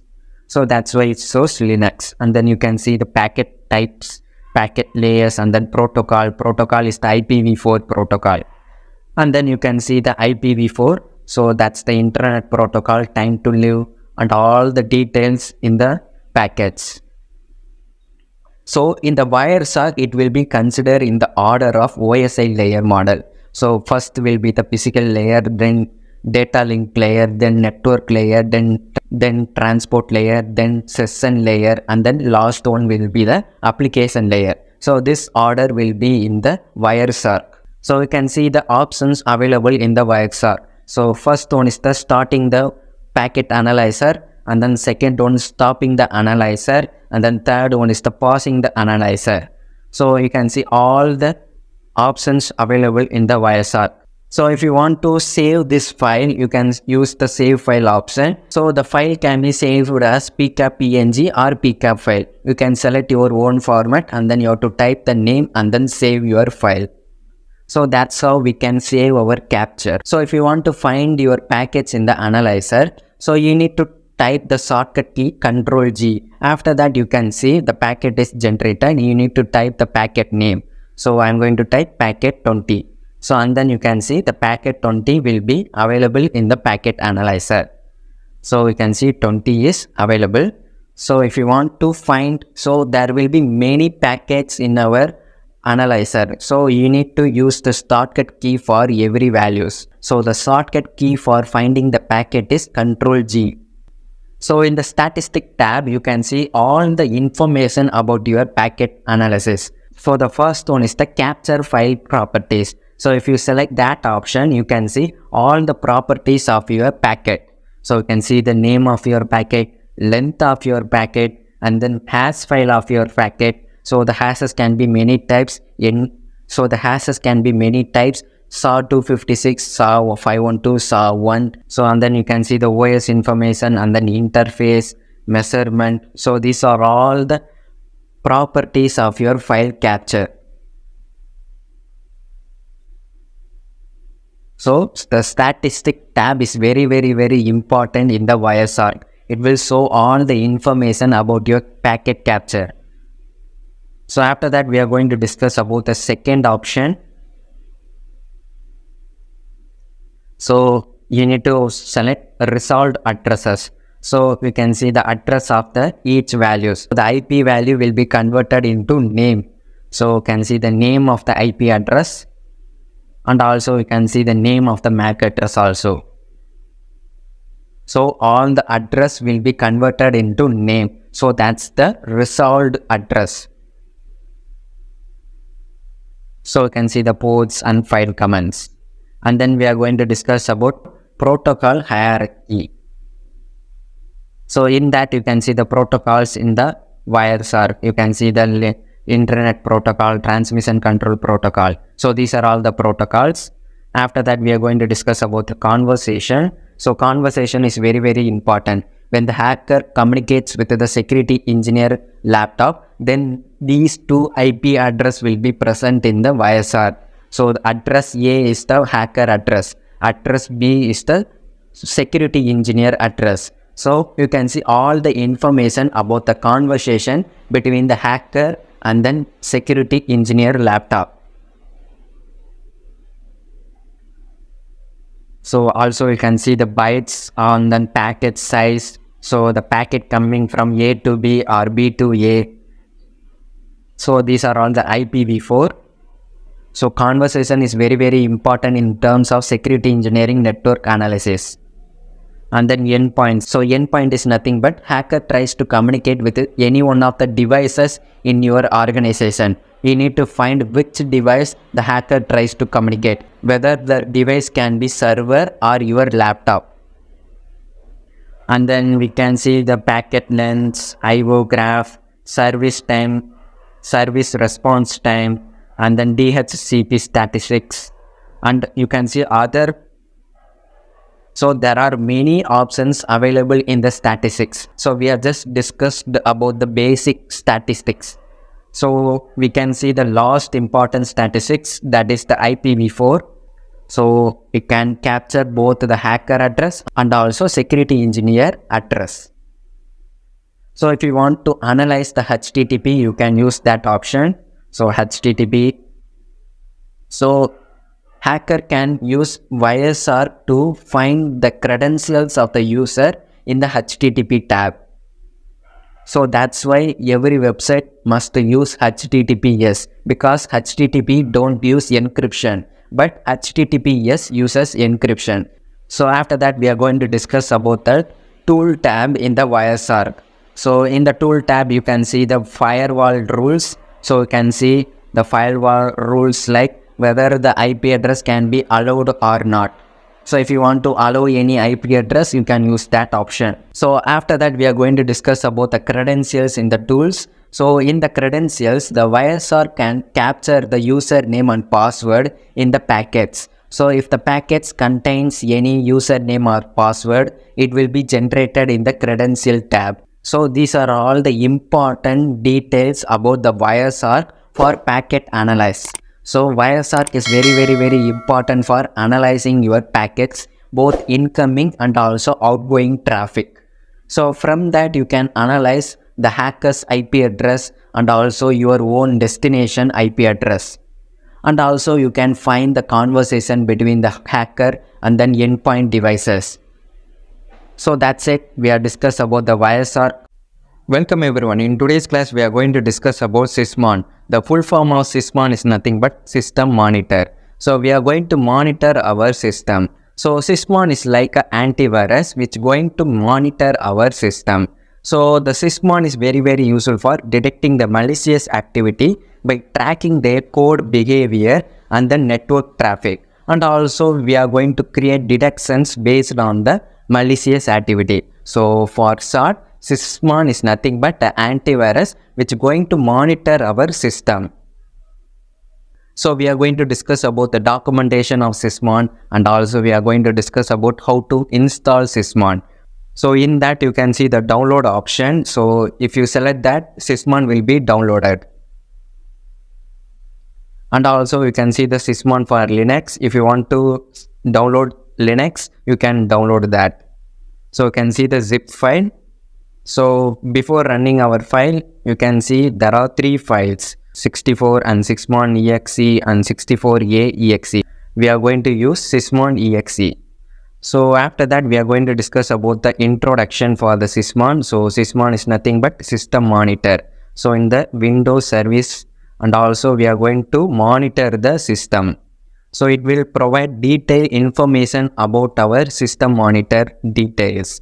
So like if any process are created, it will generate an event. If any network is connected, it will generate an event. If any file changes happened, it will generate an event. So these events will be stored in Windows event collector. So Sysmon will create an event. These event will be stored in Windows, especially Windows event logs. So from the Sysmon, we can identify the malicious activity in our Windows. So you can understand how the intruders attack your computer. So you can see the overview of Sysmon capabilities. The first one is the log process. It can create logs, and then creating the records for the process image files. It will create the hash file for your image, and then you can see other overview of Sysmon capabilities. So the basic one is nothing but monitoring the system. So this is the screenshot for Sysmon. So it will be placed in the Windows event logs. So we are going to discuss that in the upcoming class. So we can see the installation for the Sysmon. So you can see the install button for Sysmon 64 -i and then configuration file.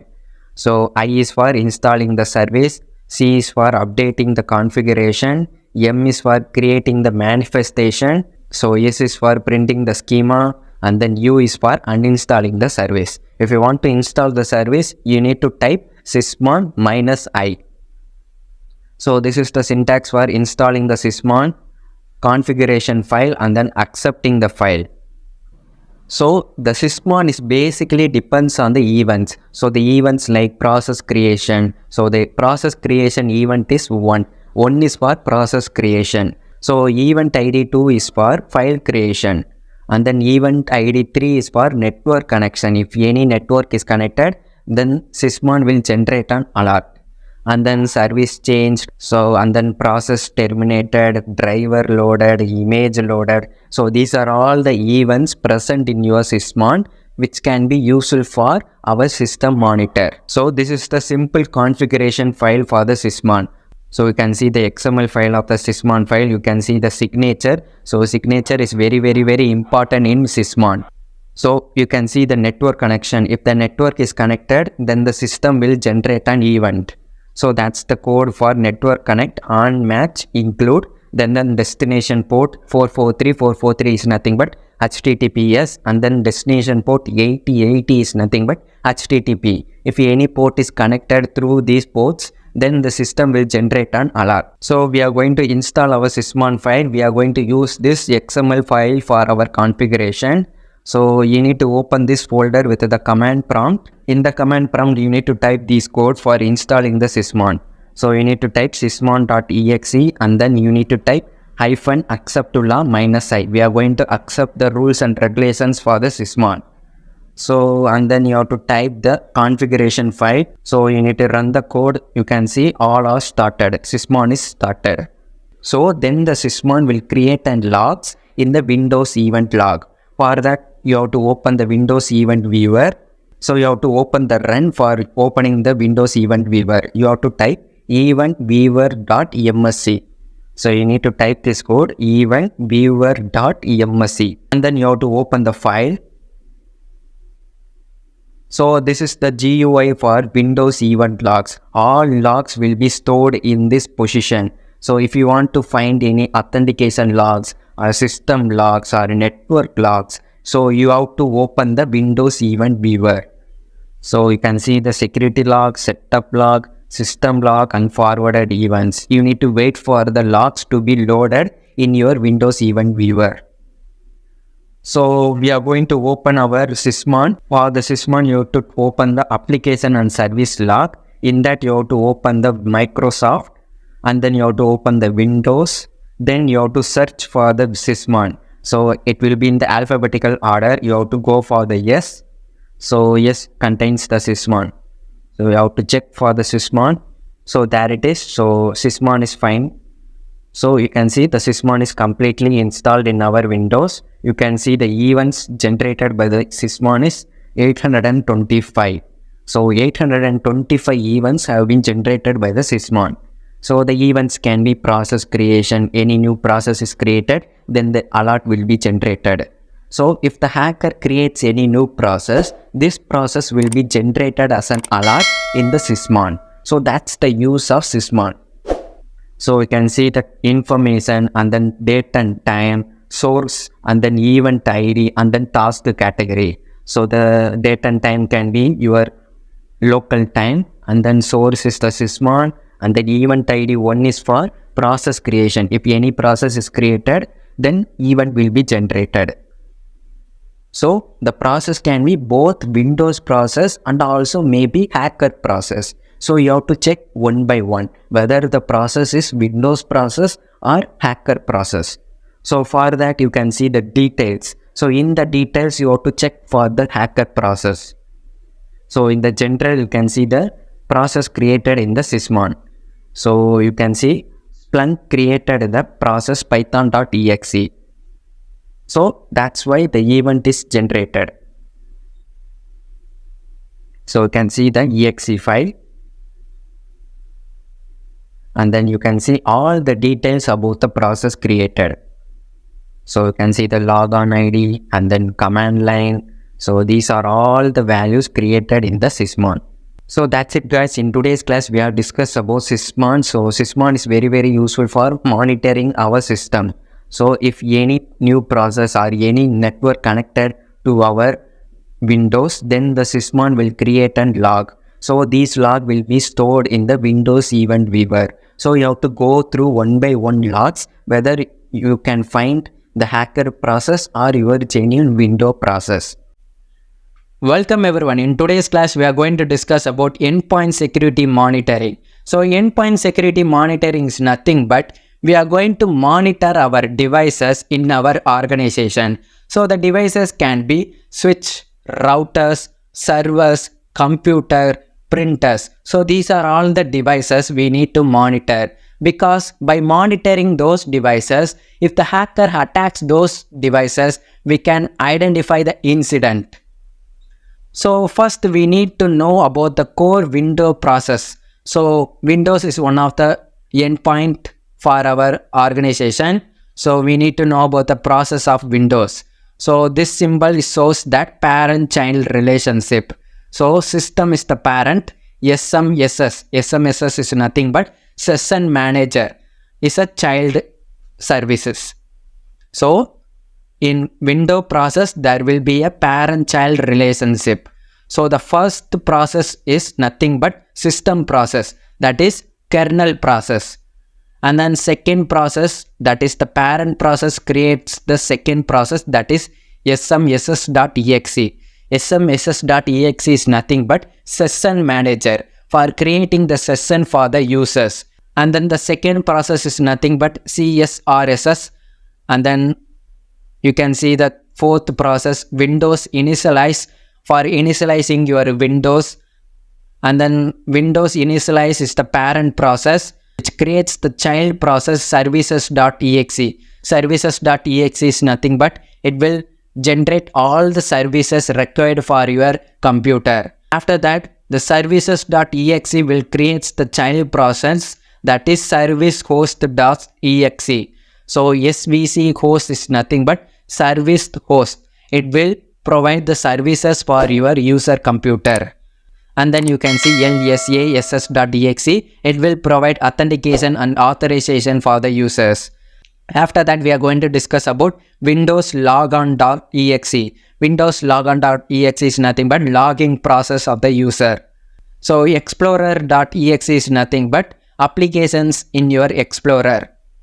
So these are all the core window process you need to know for the security engineering. So the first process is the system process. So these are all the child process of the system. So smss.exe is nothing but system management, and then Windows initialize, service host, authentication, login, and then applications. So these are all the services you need to know. Welcome everyone. In today's class, we are going to discuss about the complete details of WASU. WASU is an open source XDR and open source SEM. SEM is nothing but Security Information Event Management. So WASU is very important for the security engineers who will monitor the endpoint devices. So the endpoint devices are nothing but our organization devices like PC, laptop, or any other servers. So these are all the endpoint devices. So you need to open the WASU website. So you can see the advantages of WASU. So WASU can be useful in terms of endpoint security, threat intelligence, security operations, and cloud security. So these are all the capabilities of WASU. So after that, we are going to install the WASU for our Windows. For that, you need to open the documentation. So in the documentation, you can see the download option, that is the virtual machine. So you have to open that link. So after that, you can see the documentation for the virtual machine. So you need to download the WASU using the virtual machine OAuth file. So you have to open that. And then you can see the download option is started. So after the download is completed, you need to open the OAuth file. So you can use VMware or VirtualBox. Based on your own choice, you can choose any one of them. So I'm going to choose VirtualBox. So you need to select the folder for the WASU. After that, you need to select Finish. So you can see WASU is imported in the VirtualBox. So after that, you need to select the settings. So in the settings, you have to select the in the settings option, you have to select the system. So and then you have to select the RAM size 8 GB, and then processor must be 4 CPU. So that's the requirement for WASU. And then display option 128 MB for the video memory, and then VM SVGA option. You need to select that option. You need to check for the OAuth file, and then you have to select the network. In the network, I'm going to use the bridge adapter. In the advanced, you can select allow all Prometheus mode. You can select that option, and then you have to select OK. So these are all the settings for the WASU in the VirtualBox. After that, you have to select start. So you have to wait for the starting process. So after that, you can see the WASU password and username is generated. You need to type the username and password in the WASU. So I'm going to type the server login. First, you need to type the username, and then password is nothing but WASU. So after that, you need to convert to root user. For that, you have to type sudo, and then you have to type the -i. So that's the command for the root user. And then you have to clear the commands. So you need to type these 3 commands for starting your Vasu. The first command is for starting the Vasu manager. So for that you need to type systemctl. So for starting the service you need to type systemctl and then start Vasu manager for starting our Vasu manager. After that you have to type the second command for starting the dashboard of the Vasu. For that you have to type systemctl start Vasu dashboard. Then you have to type the third command for starting the Vasu index. You need to type systemctl start Vasu indexer. So you need to wait for the process. So after that you need to check for the status. So you have to type systemctl status Vasu dashboard. You can see it is actively running in our website. So that's it. We have successfully installed Vasu in the VirtualBox. So you need to check for the IP address. For the Vasu, you need to type IPAS and then you can see the IP address of the Vasu dashboard. So you have to copy the IP address and then you have to open the web browser. So you need to copy paste the IP address in the web browser. So after that you can see Vasu dashboard is available. So if you faces any error in the Vasu manager or indexer, you have to check for the documentation in the Vasu website. So you have to type the admin. So you have to type the username and password. After that you have to select login. So you can see all will be started in the few moments. So that's it guys, we have successfully installed Vasu for our endpoint device, that is the Windows. So this is the GUI for the Vasu. So in the navigation bar you can see the options like home. So that's the home page of the Vasu dashboard. And then explore. In the explore you can see the options like discover, dashboard, visualize, report, alert, maps, notification. So these are all the explore options.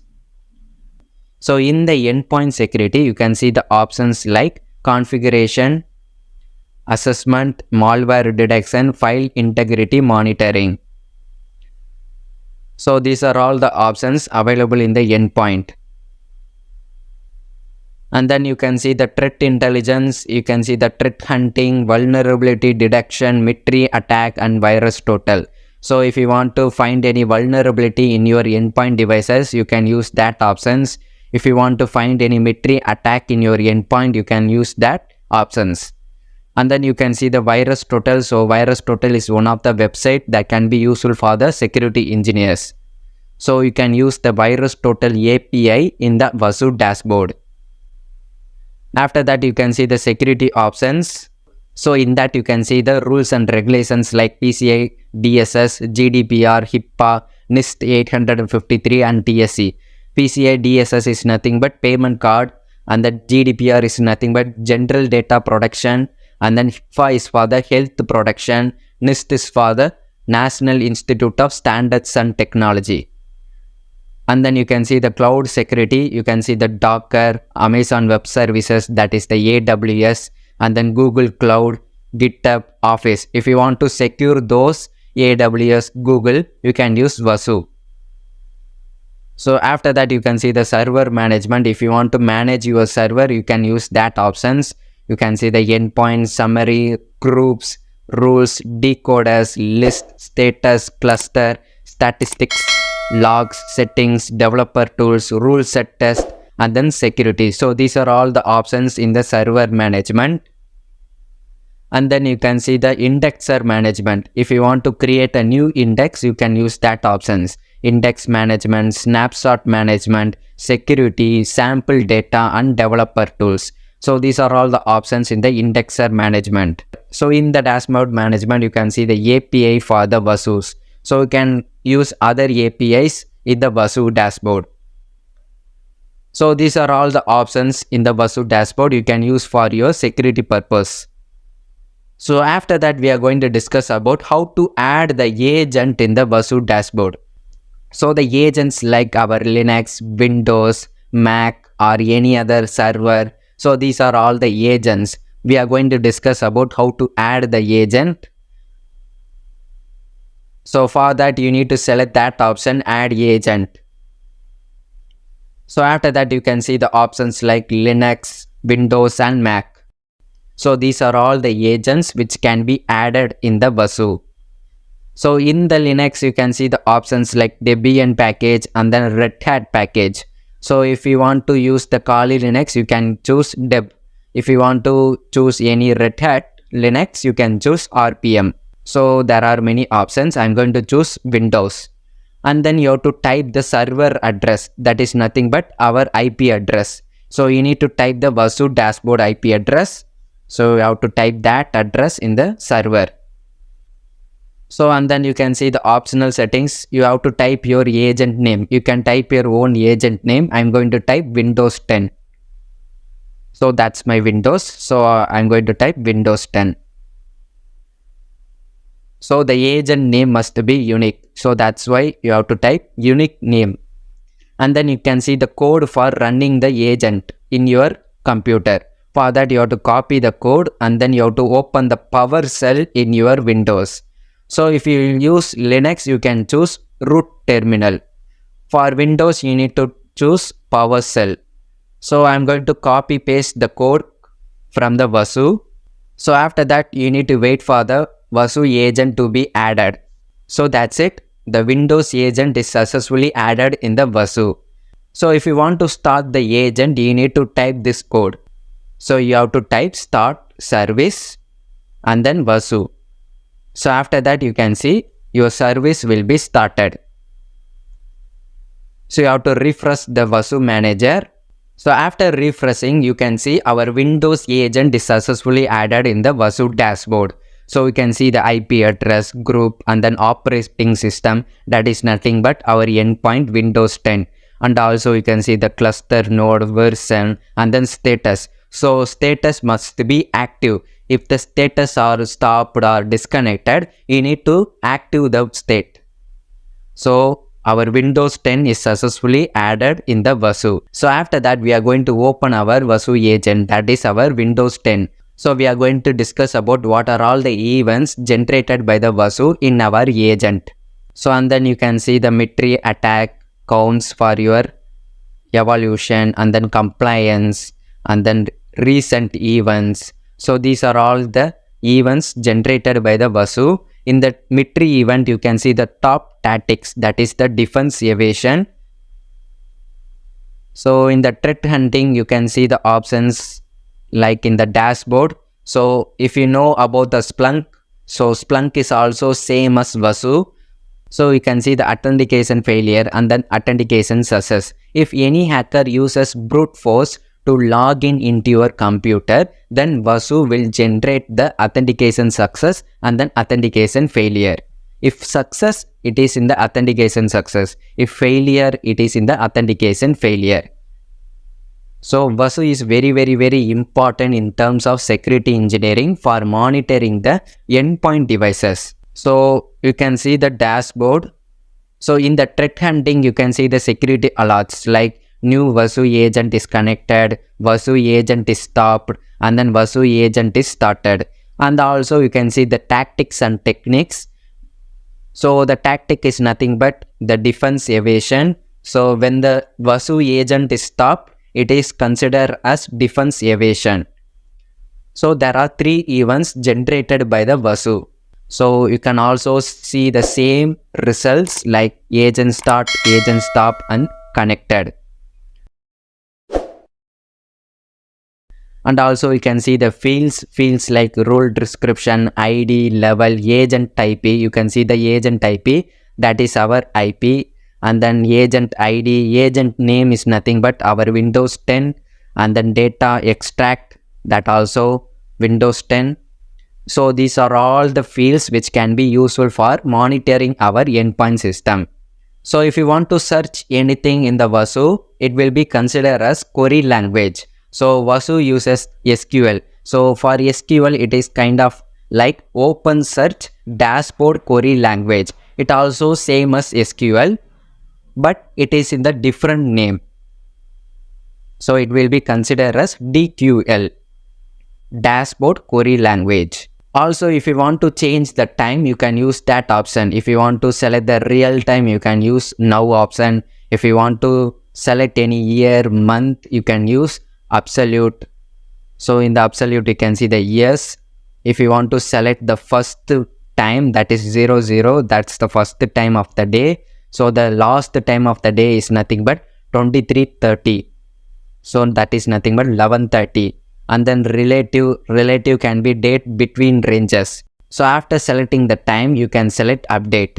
So you can see new event is generated, that is software production service scheduled successfully. So by using the Vasu, it will generate the event in the real time.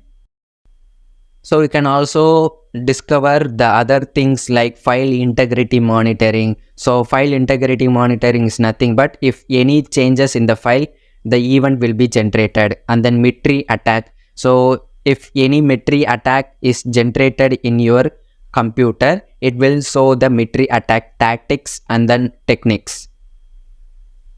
So Mitri attack is nothing but encyclopedia for cyber attacks. It contains all the tactics, techniques, procedures done by the hackers. So Vasu uses Mitri attack website for finding any Mitri in your devices.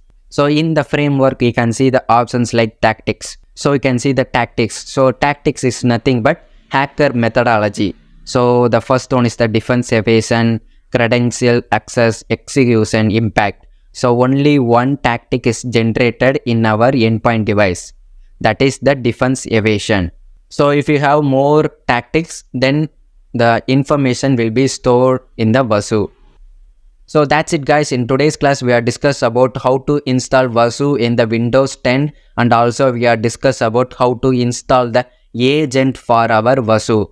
So Vasu is very important for the security engineers in terms of monitoring the endpoint devices. Welcome everyone. In today's class, we are going to discuss about the complete details of OpenVAS. OpenVAS is very useful for finding the vulnerabilities present in our computer. So OpenVAS is used for system vulnerability scanner. It also checks the visible ports, services it can access for known exploits and then high-level web threats. So OpenVAS is a free vulnerability scanner. So that's why we need to know about OpenVAS. So the full form for the OpenVAS is nothing but Open Vulnerability Assessment Scanner. So you can see the documentation for the OpenVAS. So you can see the products, source code. So for installing the OpenVAS in VirtualBox, you need to download the OVA file. So for that, you have to check for the OVA file in the Greenbone website. So that's the official website. So and then you can see the download option. So you can select the download option for VirtualBox. You can also use VMware if you want. I'm going to choose the VirtualBox. So you can see the third option, that is the download. So you have to select that option and then you have to select download. So after that, you can see the download is started. So you have to open the OVA file as an VirtualBox. So you have to select the folder for your OpenVAS. So you can select your free folder and then you have to select finish. So you have to open the file and then you have to select the options in the system. You have to select the RAM for your OpenVAS. You can select 6 GB or 8 GB, whatever you want. And then processor will be 2 CPU. And then you have to select the display. Video memory will be 128. And then you have to select VM SVGA option for the graphics controller. And then storage, you need to check for the OVA file imported. And then network, I'm going to use bridged adapter. So in the advanced, you can allow the Prometheus mode. And then you have to select OK. After that, you have to select start. So that's it. We have just imported the OVA file in the VirtualBox. You have to wait for the process. So after that, you can see the login for your OpenVAS in the VirtualBox. You have to type the admin for the login and also admin for the username password. So in that you have to select yes and then yes. You have to create the account name and then password for your OpenVAS. After that you have to select OK. Then you can see user is created. So after that you have to copy the IP address present in the OpenVAS in the browser. So you need to type the IP address in your browser. So you have to type HTTP and then IP address. So then you can see the GUI for the OpenVAS. Navigation tabs like dashboard, scans. In the scan you can see the options like task, report, result, vulnerabilities, nodes, overrides. And then assets. So assets can be host, operating system and then TLS certificates. And then you can see the policies and then audits. So CV is very important term in vulnerability. So CV contains all the vulnerability details.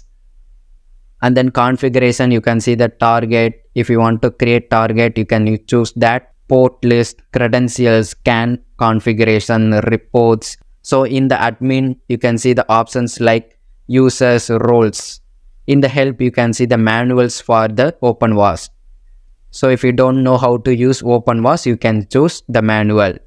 So we are going to scan our windows. For that, I'm going to select scan. In that, I'm going to select task. So task is for scanning our vulnerability. So you have to select a new task. And then you have to type the name of your task. I'm going to type Windows.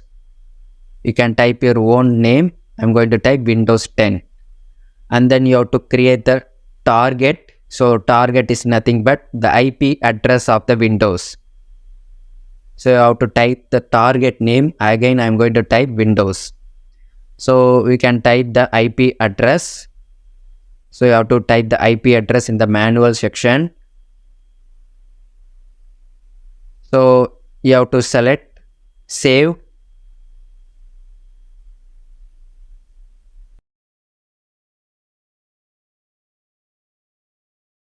So after that you can see the minimum quality of detection. So if you want 100%, you can choose 100%. So but it will take more amount of time. So after that you can see the scanner. You can choose OpenVAS default. So after that you have to select the scan config. If you want discovery, you can choose that. I'm going to choose full and fast. So that's it. You have to select save. So and then you can see the status of your scanning result. So you have to wait for the starting process. So you have to select start. Then the vulnerability scanner will scan your Windows 10. So you can see the status, that is the 0%. It will take more amount of time. Whether it can be 5 hours or 1 day based on your vulnerabilities present in your Windows. So after the 5 hours is completed, you can see the results for your vulnerability scanning. So you can see the results like the vulnerability, severity and then quality of detection. So you can see the vulnerabilities like jQuery vulnerability and then TLS vulnerability, that is the DOS vulnerability. And then you can see the information about the vulnerability. You can see the detection result, insight, and then detection method, and then affected software OS, and then impact, and then solution. Solution is nothing but updating your services. The most basic solution for every vulnerability is updating your service. And then you can see the references. References is the CVE. CVE contains all the information about the vulnerability. So you can see the CS. So you can see the CVSS score, that is medium only. So these are all the references. So every options there will be a description. In the description you can see the important, that is the solution. So the basic solution is updating your service. So if you want to download the report, you have to select the download option and then you have to select the format. I'm going to select PDF format and then I'm going to select OK. So then the PDF will be downloaded. So you have to open the PDF file. So in that you can see the complete information about the vulnerability scanning done by the OpenVAS. So this is very useful, and also it is a free open source.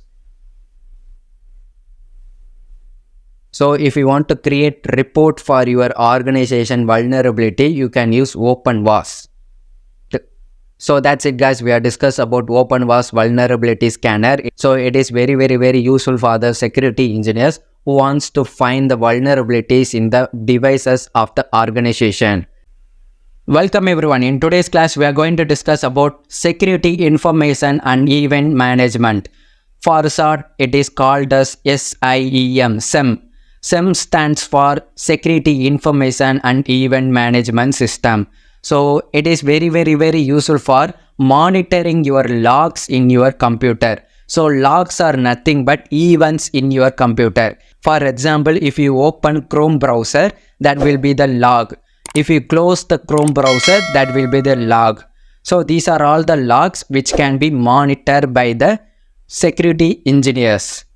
So log is very important. So it contains all the events in your computer. So in SIEM there are 4 processes. The first process is nothing but collect data from sources. So data is nothing but log. Log from your computer or Linux, Windows, Mac, server, router, switch. Every devices will have logs. You need to collect those logs and then aggregate those logs. So you need to provide indexes for those logs. So this is the Windows log, this is the Linux logs, so this is the server logs, this is the authentication logs, so this is the system logs. So you need to aggregate those data and then you need to analyze those logs. So in the log you can see when the hacker hacks your computer, it will be converted to logs. So in the timeline you can see hacker hacks your computer. So in the last process, you need to identify the breaches and investigate alerts. So if the hacker hacks your computer, then SIEM provides an alert. From the alert, you can find whatever devices hacked by your hacker. So this is the complete introduction to SIEM. SIEM is nothing but we need to monitor the logs. By monitoring the logs, we can find the attacks of the hacker. Welcome everyone. In today's class, we are going to discuss about log ingestion. Log ingestion is nothing but collecting the logs from your devices. So the devices can be Linux, your database, your computer, Windows computer, or your server, or your any other log devices. So by collecting those information, we can find the cybersecurity incidents. So the first one is the agent and forwarder. Agent is nothing but your device. So Linux is an agent, Windows is an agent, database is an agent, server is an agent. Forwarder is nothing but collecting information from those agent is called forwarder. So we are going to discuss about the forwarder in Splunk in the upcoming classes. And then the second log ingestion is nothing but syslog. Syslog is nothing but our system log. So you can see the log information like web server log, database log. So these can be real-time data. System log is nothing but the server log and database log. And then the log can be collected from manual upload. Manual upload for the tools like Splunk, Elk. So we are going to discuss these tools in the upcoming classes. And then port forwarding. Port forwarding is nothing but we are going to transfer our data from one port to another port. So that's the port forwarding. Port forwarding is nothing but we need to have port for accessing the tools or services. So that's it. So these are all the concepts involved in log ingestion. Log ingestion is nothing but collecting logs from our devices. Welcome everyone. In today's class, we are going to discuss about SIEM capabilities. So what are all the advantages when you learn SIEM for security engineering and then SOC analyst? So SIEM is very useful for SOC. So SIEM is nothing but monitoring your traffic by monitoring the logs in your computer. So that's the capability of SIEM in the Security Operations Center. And then you can see the some of the common capabilities of SIEM are, one is nothing but correlation between events from different log sources. So if you collect a log, you can find the relationship between two logs. That's the concept of correlation. By comparing two logs are nothing but correlation. And then second one is nothing but provide visibility on both host-centric and then network-centric activities. So if you collect the logs, you can find whether it is network-based or host-based. So if hacker hacks your network, then it is network-based. If the hacker hacks your computer, then it is host-based. So from the SIEM, you can identify that. And then you can see the third important capability, that is allowing the analyst to investigate the latest threats and timely response. By using the SIEM, you can find the latest threats in the world. From the information of the threat, the analyst can defend their network. So nowadays, there are many new cyber attacks are created. So you need to know about what are all the new cyber attacks are created from day-to-day life. By gathering that information, we can protect our data of our organization. So that's it guys, we are discussed about the capabilities of SIEM. So SIEM is very useful for Security Operations Center. SIEM is nothing but monitoring the system.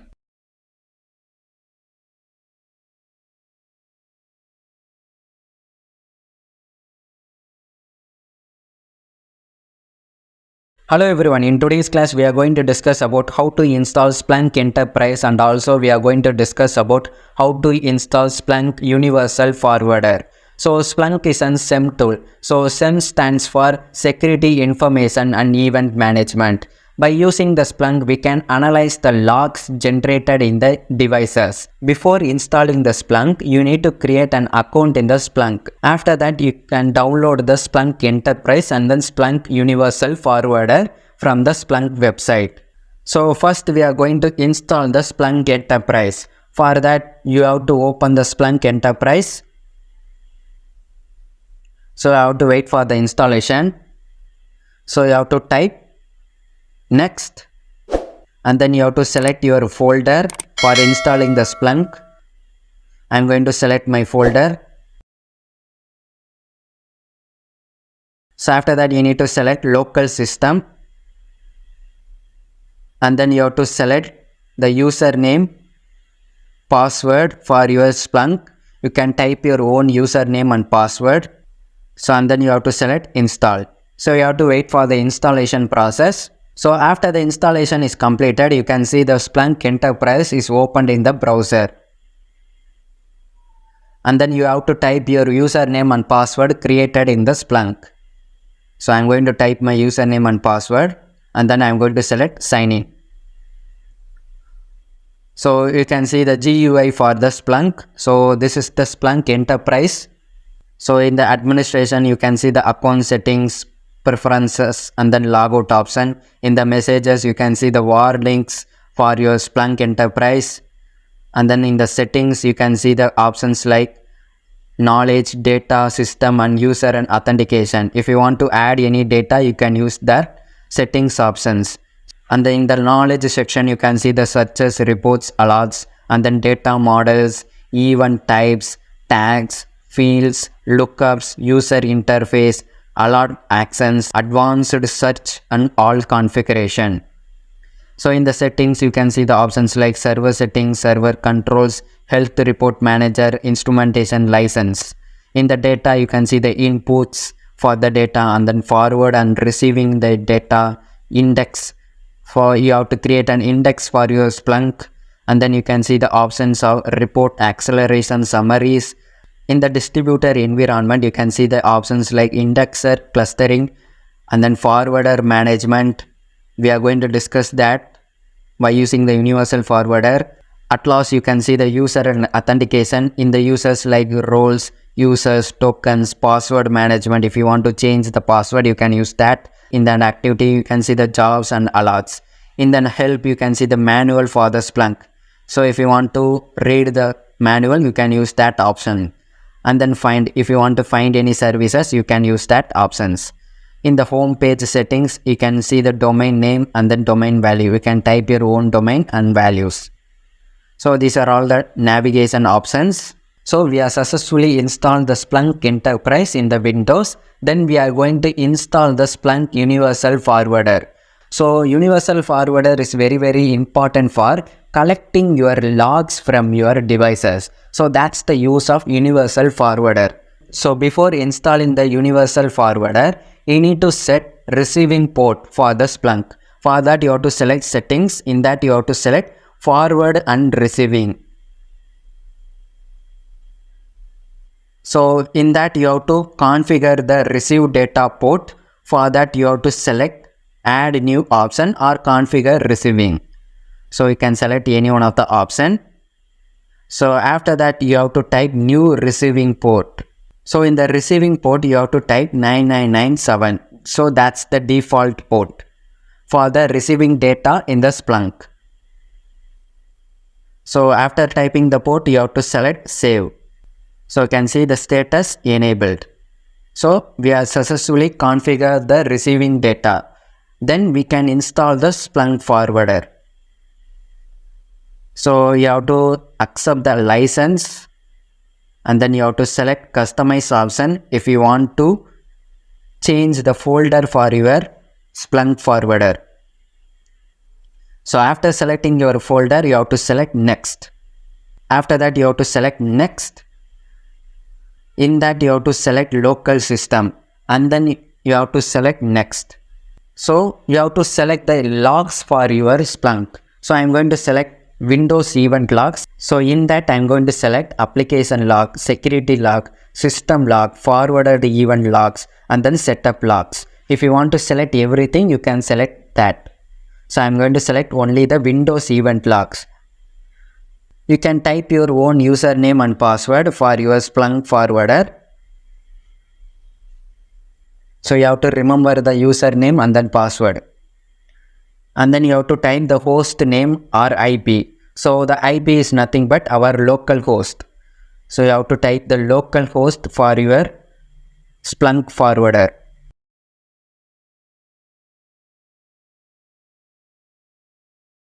So you need to type the local host, that is 127.0.0.1. And then you have to type the default port, that is 8089. Again you have to type the default localhost IP, that is 127.0.0.1.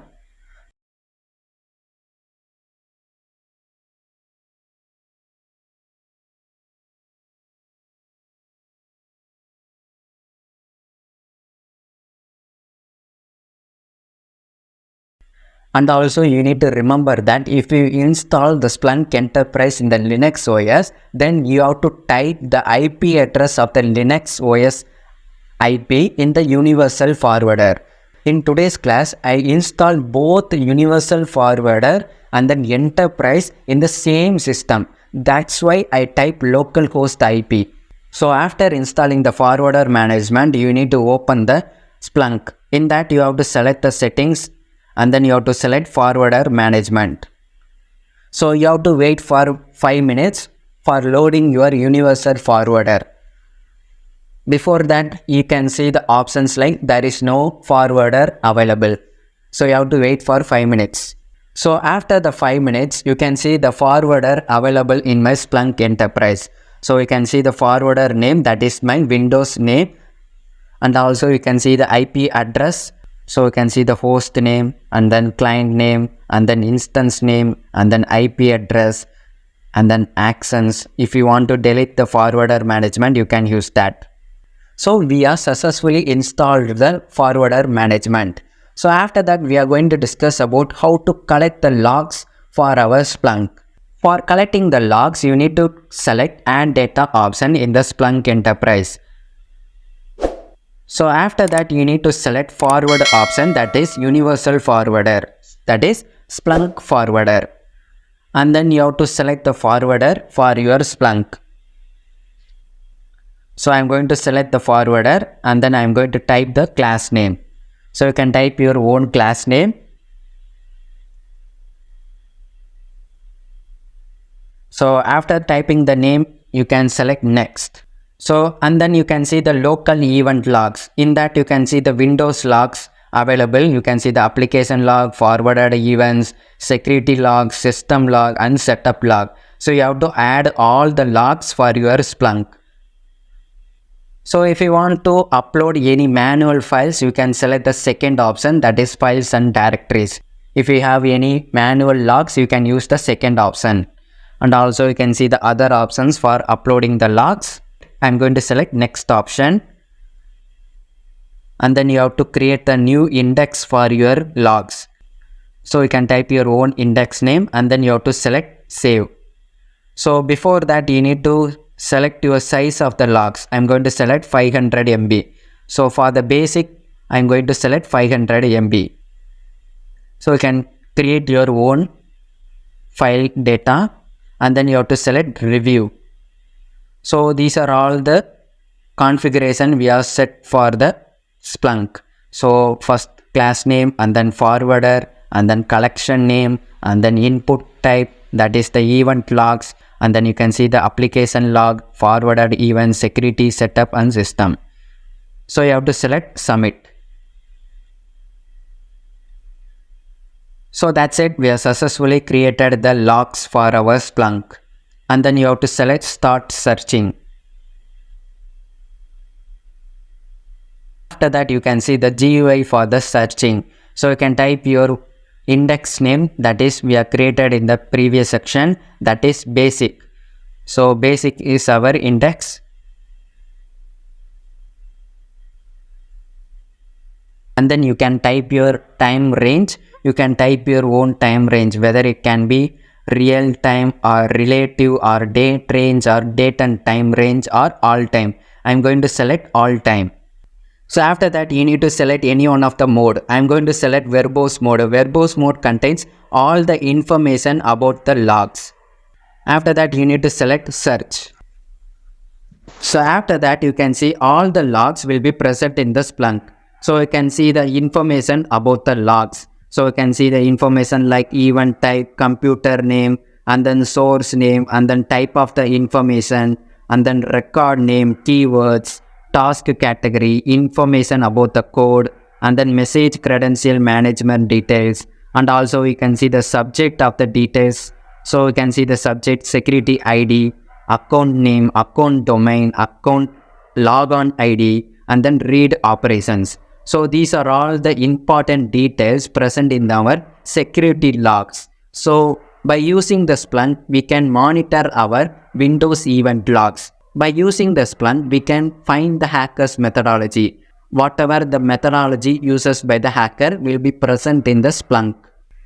And then you can also see the fields available in the Splunk.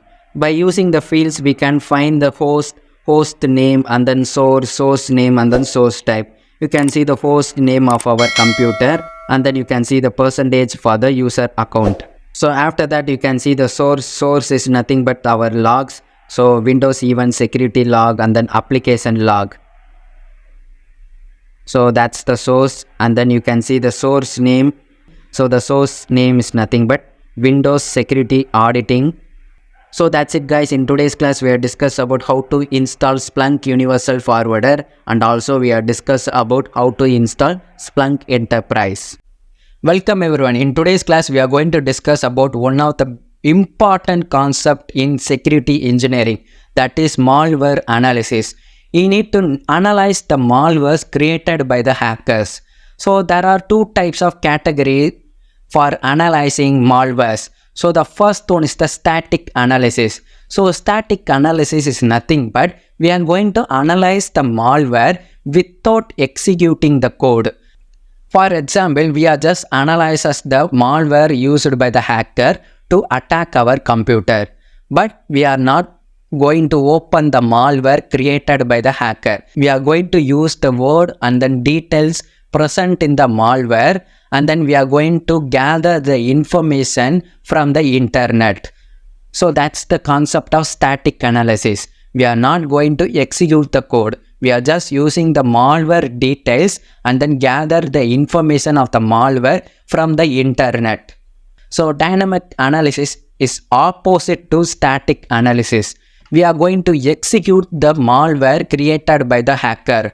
We are going to find whatever the capabilities of the malware created by the hacker. So the malware can encrypt our data, malware can crash our data.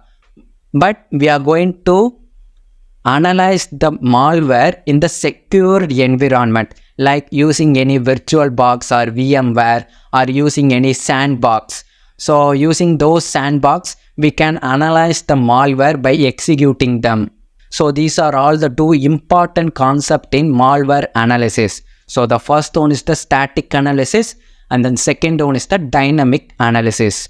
So in the upcoming classes, we are going to discuss about what are all the tools used in static analysis and then dynamic analysis. So VirusTotal is very useful for static analysis of malware. So the first option is the file. If you want to verify the file is malware or not, you can use that option. And then second one is the URL. If you want to check any website is malware or not, you can use that option. And then search. If you want to search for any malwares, you can use search option. For example, I'm going to use the file option. So in that, I'm going to select my CSV file. So it will check for the malware in the files. So you can see there is no malware present in my CSV file. For example, for malware, I'm going to use abuse.ch website. In that, I'm going to use malware database. So I'm going to copy any one of the malware hash files. By using the hash value, we can find whether the file is malware or not. So I'm going to copy paste the hash value in the VirusTotal and then I'm going to select search. And then you can see 30% malware detected in the hash file. So you can see the malware detections in other websites.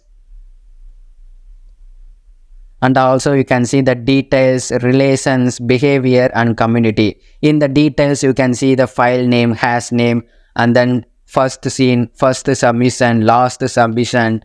So these are all the details present in the malware. And also you can see the exe file name and then signature of the files, file informations. So for security engineers, VirusTotal is very important tool for static malware analysis. So thank you everyone. So we have just completed the complete details of security engineering. So hope you learned something from this course. So if you learned something from this course, please put positive review in the comment section. Hope I can see you in the upcoming courses taught by me.